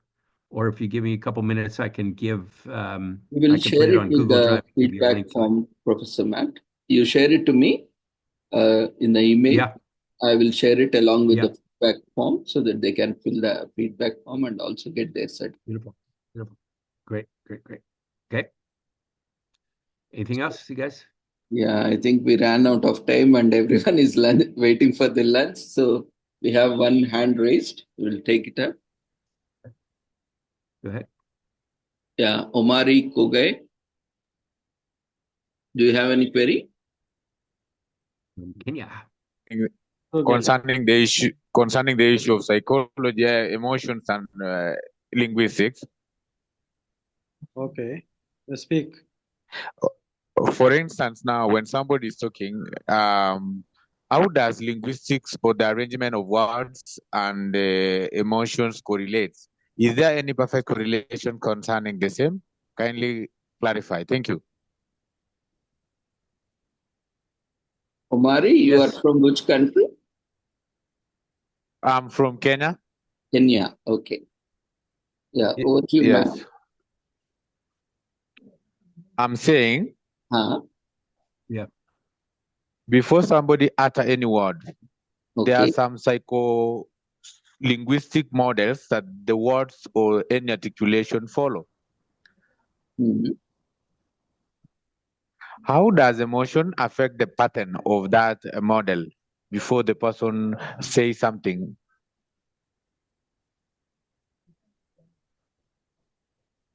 Okay. So, Matt, Professor Matt? Yes. Yeah. Can you answer? Yeah. Yeah, Umar. Let Professor Matt take over. Yes. Uh-huh. I don't know what else to say right this minute. I'm not linguistics kind of guy. Yeah. Krishnaveer is better at that So, one, but I could just say that it does. I mean, obviously your emotions are going to affect what you say and do, and what those other people. So, Dr. K. Sushil Kumar, sir. Yeah, sir. Can I have a question for you, Professor Matt? Please So go ahead. my question is on how this stylistics related to the emotions. I don't know what stylistics Professor are. I'm sorry. Matt is not more into this linguistics. So Yeah. That's so okay. anything in general, Professor will be able to address. Is there any questions, Whether we're- audience? I think Krishnaveer is not seen. Maybe some connectivity issue. Otherwise, he could have Addressed maybe. addressed the query. No issues. Those who have more core linguistics related queries, you can feel free to put in chat box. We'll get back to you once we contact the resource person. Yeah. I got it. Yeah. So any other queries, feel free to share.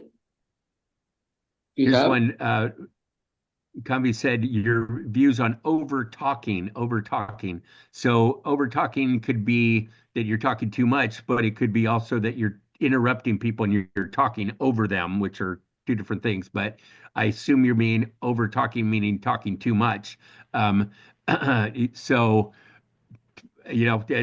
that's emotion based. You got it. Someone wants to be heard apparently, and they're talking too much, and they're a lot of times over talking and overthinking. Usually means, in my opinion, under feeling, meaning that we can talk blah blah blah blah blah blah blah blah blah, and never actually get to the feeling. In fact, sometimes the purpose of talking so fast and so much is to not feel, and if you stop for a minute and you slow down for a minute, then your feelings will come up inside, and it's kind of uncomfortable, and it feels, that's what we're trying to avoid apparently.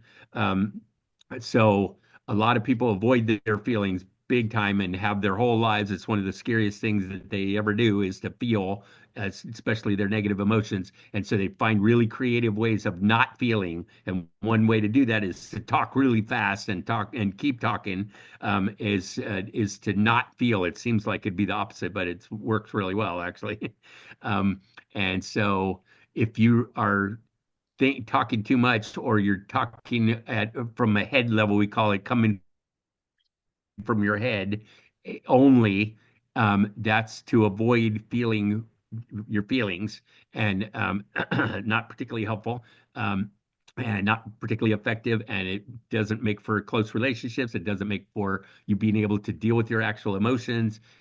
It's an avoidance technique and a way to hide, kind of. It's funny. It seems funny that you could be loud and all that and hide at the same time, but you can. But people are trying to avoid their feelings, and I'm saying, don't avoid them. Go for them. Go for them. It's not the thoughts. It's not the details that really matter. It's the motion. And then if you let yourself feel that stuff, then your body will release it and you can feel better. You will feel better and you'll go back naturally to your natural state, which is peaceful and loving and kind and gentle and free. Peace, love, and joy. So, what can one do if they're not able to journal? Is another question. How can you not be able to journal? If you cannot journal, I assume that means you can't write or something. I don't know how you could not be able to journal, because you just get a piece of paper, or you work on your computer and you just say it, write it to yourself. I so I highly recommend journaling.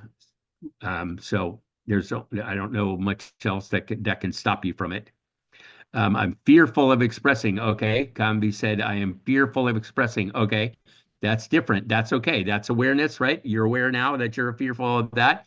And if you accept that you're afraid of that, okay, now what are you going to do about it? I suggest you write more, that you express yourself more often till you get good at it. Because, like I said, a lot of this is uncomfortable. Sometimes it's really uncomfortable. If you can get comfortable being uncomfortable, then you can do all kinds of things. If you can only be in your comfort zone, if only I only do things that I'm comfortable doing, then you're limited. You can't go very far. If you can allow yourself to um, to be uncomfortable, to try new things, to push your comfort zone, to express yourself when it's uncomfortable, when you can go through your fears, if you can acknowledge and understand and allow your fears even and keep going anyway, go through them, then you can do some cool stuff with it. But if you have to be comfortable at all times, then good luck with that. I mean, that's going to be tough. That's going to be tough. You're going to stop yourself over and over and over again.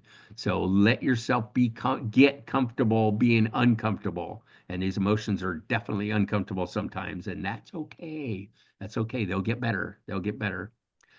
He said, I keep myself busy. Okay, that's cool. And I mean, that's one way of handling it. That's one way of avoiding your feelings. It sounds like that's what you're doing because you're afraid of expressing. Then you stay real busy. That a lot of people do that. A lot of Americans, especially, keep themselves totally busy to avoid feeling what they actually are feeling, and that's not particularly helpful, in my opinion. So, um, I am going to put my email and WhatsApp in the chat as well. So just so you Matt, guys there know. is one query Okay, about go the ahead. cultural boundaries and EQ. Oh yeah, boundaries are awesome. Just a second, let me finish this. And at eq4peace.org. Boom, there we go. Okay, boundaries. Boundaries are a wonderful thing. I have a bumper sticker that says, I love my boundaries. They set me free because there are limits. There are things that are okay with me, and there are things that are not okay with me. There are ways that you can treat me, and there are ways I'm not going to allow you to treat me. I have boundaries, and I have boundaries even for myself, even for myself. And so if I know my boundaries well, then I can do a lot of cool stuff. I can allow myself to be free, but knowing that there are limits. And boundaries are one thing that what you do to keep your boundaries. Are you ready for this? Anger. Anger is one way that we keep it in our anger toolbox. We have a mental and emotional toolbox. I keep mine. You could keep yours wherever you want. I keep mine like right here. It's in my system, in my spirit kind of thing. It's a neuro-linguistic programming deal where you have an emotional toolbox, and I can pick up my anger tool anytime I want to. If somebody's crossing my boundaries, if somebody's doing something that's not okay with me, I can go, hey, I can pick up my anger tool and I go, hey, knock it off. Don't treat me that way, or don't treat somebody else that way, or whatever. Don't do that. And then I can set it back down. I can set my anger back down and go, okay, don't do that. Okay. And so I can go back to being loving and open and kind, but I can pick up my anger tool whenever I need it. I can pick up my sadness tool if I need to deal with that for a while, or I can even allow myself to be fearful sometimes if that's what I want to let my body feel that and express it and let it out of me.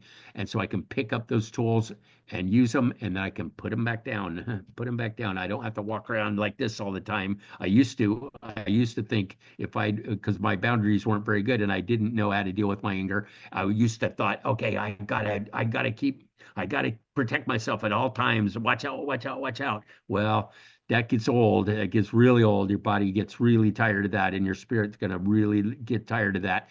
What helps is to be peaceful and know that I can pick up my anger anytime I want to. I can keep my boundaries whenever when I need to, if and when I need to, and I don't have to walk around tense and scared of the world and angry and protecting all the time. That's no fun.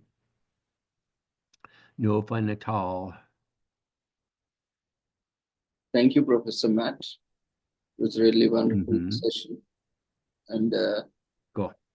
yeah, it's almost lunchtime, so I won't take much time again from Okay. the participants. Now I request Dr. K. Sushil Kumar sir for the Yeah. concluding remarks. Thank you. Thank you, Ravi. What can I say? It's a brainstorming session. Really thankful to Krishnaveer and Professor Matt for such a wonderful talk.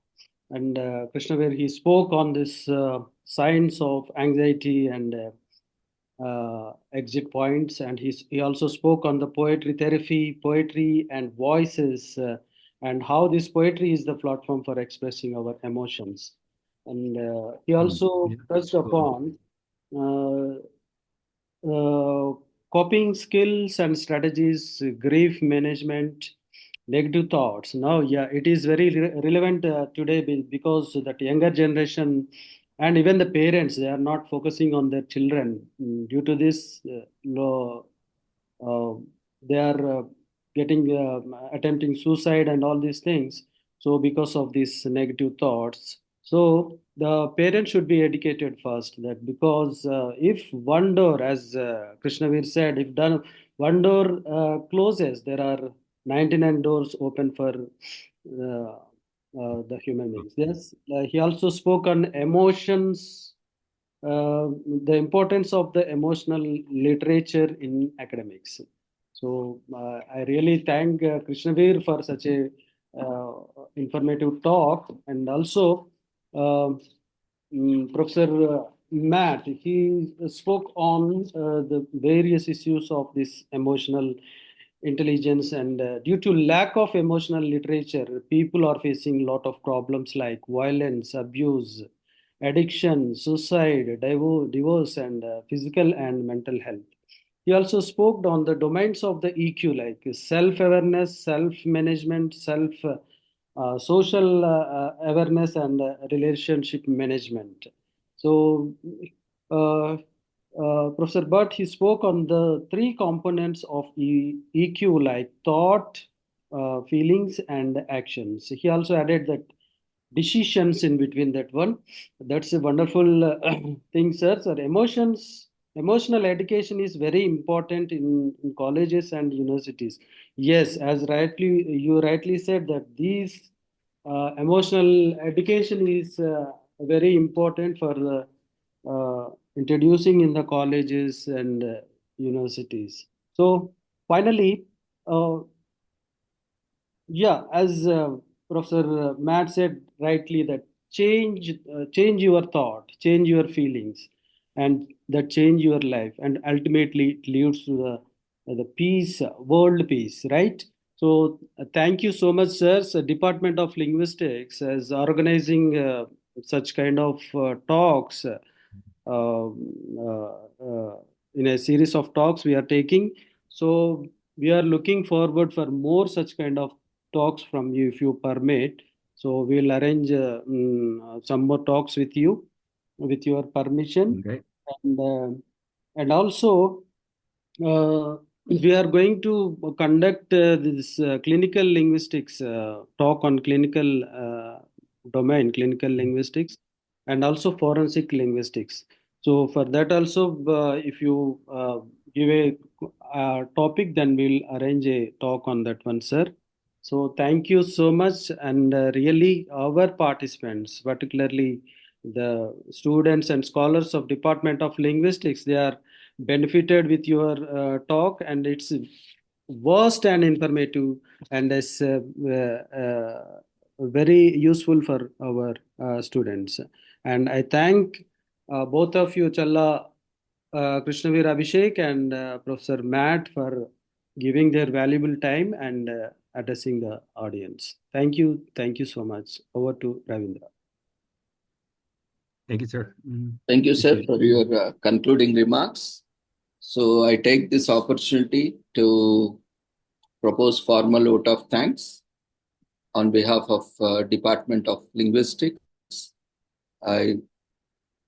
As we all know that today we have Department of Linguistics, University College of Arts and Social Sciences. Osmania University has organized online international multidisciplinary webinar on role of language on social and emotional learning and emotional intelligence starting at 11 a.m. Since the inception of this Department of Linguistics in 1962, various eminent scholars, researchers, and professors like Professor B.H. Krishnamurti, Professor H.S. Anantanarayana, Professor B. Lakshmibai, Professor C. Ramarao, Professor V. Prakasham, Professor B. Ramakrishna Reddy, who has been recently awarded Padma Shri Award, and Professor Aditi Mukherjee, Professor J. Venkateshwar Shastri, Professor K. Nagama Reddy, Professor V. Swarajya Lakshmi, Professor D. Vasanta, Professor A. Usharani, Professor B. Vijayanarayana, Professor K. Ramesh Kumar, Professor Muhammad Ansari, and many more such eminent scholars in the field of linguistics has introduced various specializations and dwelled into subject depths and elevated the subject and profession to new heights, expanded horizons to their immense research and contributions, which is widely acknowledged by the fraternity in India and abroad, leaving a glorious legacy to all of us, everyone, and leaving, a platform to take forward by the present professors, researchers, research scholars, and students. So in this continuation of carrying forward such a glorious legacy, we are organizing so many programs, activities in the department, and invite everyone to be part of such upcoming initiatives. So in this webinar, Professor Matt Perelstein, who is Clinical Professor of Practice and Emotional Intelligence Trainer and Global Peace Advocate from USA, and Dr. Challa Krishnaveer, Abhishek, presented on the role of language on social and emotional learning and emotional intelligence, and research contributions on importance on the role of language on social learning, emotional development, intelligence and emotional quotient, the impact of language on social skills and emotional regulation, and the influence of language on physical, psychological, social, emotional well-being. Further, this talk also focused on early identification of emotions, naming those emotions, understanding them and accepting them, and working on those emotions to making them more positive and productive. And also various strategies were discussed to improve the emotional development, thereby increasing and managing emotional intelligence in children, adolescents, and adults. So I thank the Department of Linguistics, Dr. C.S. Swati, the head Department of Linguistics, Dr. K. Sushil Kumar, sir, Chairperson, Board of Studies, Department of Linguistics, and also the convener of this international webinar, Dr.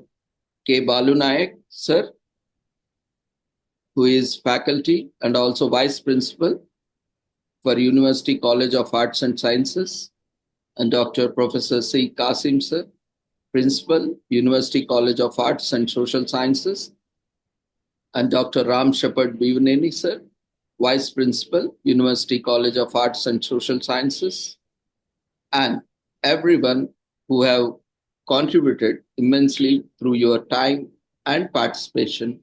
And especially, once again, I take this opportunity to express my gratitude to the speakers of the day, eminent speakers, Professor Matt Perelstein and Dr. Challa Krishnaveer Abhishek, on behalf of the entire department and fraternity, for coming us and joining us, gracing and enlightening us with wonderful, insightful learning on emotional intelligence and social emotional learning.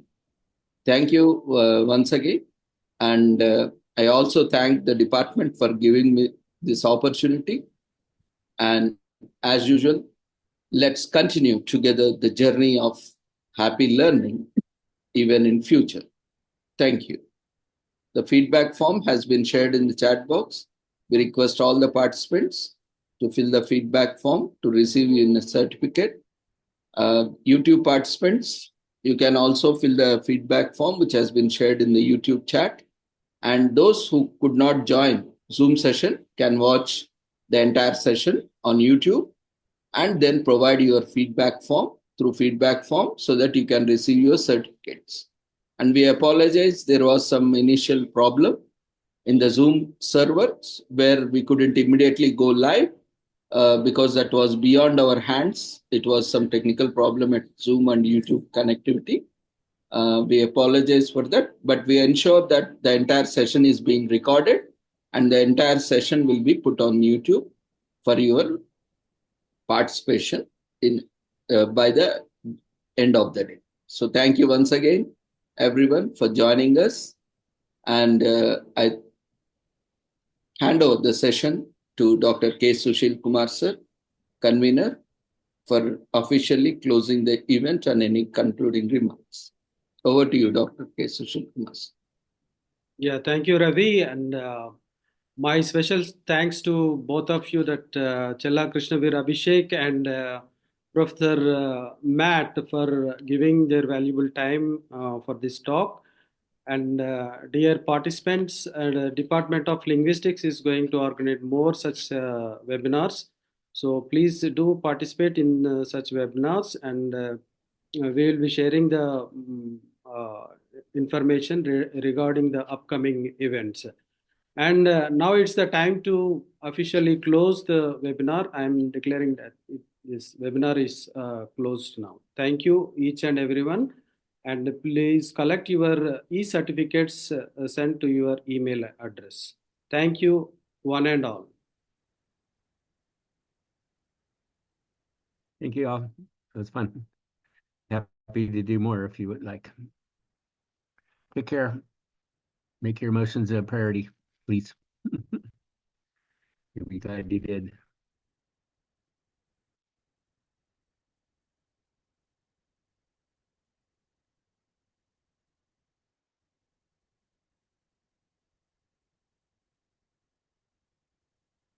Bye-bye.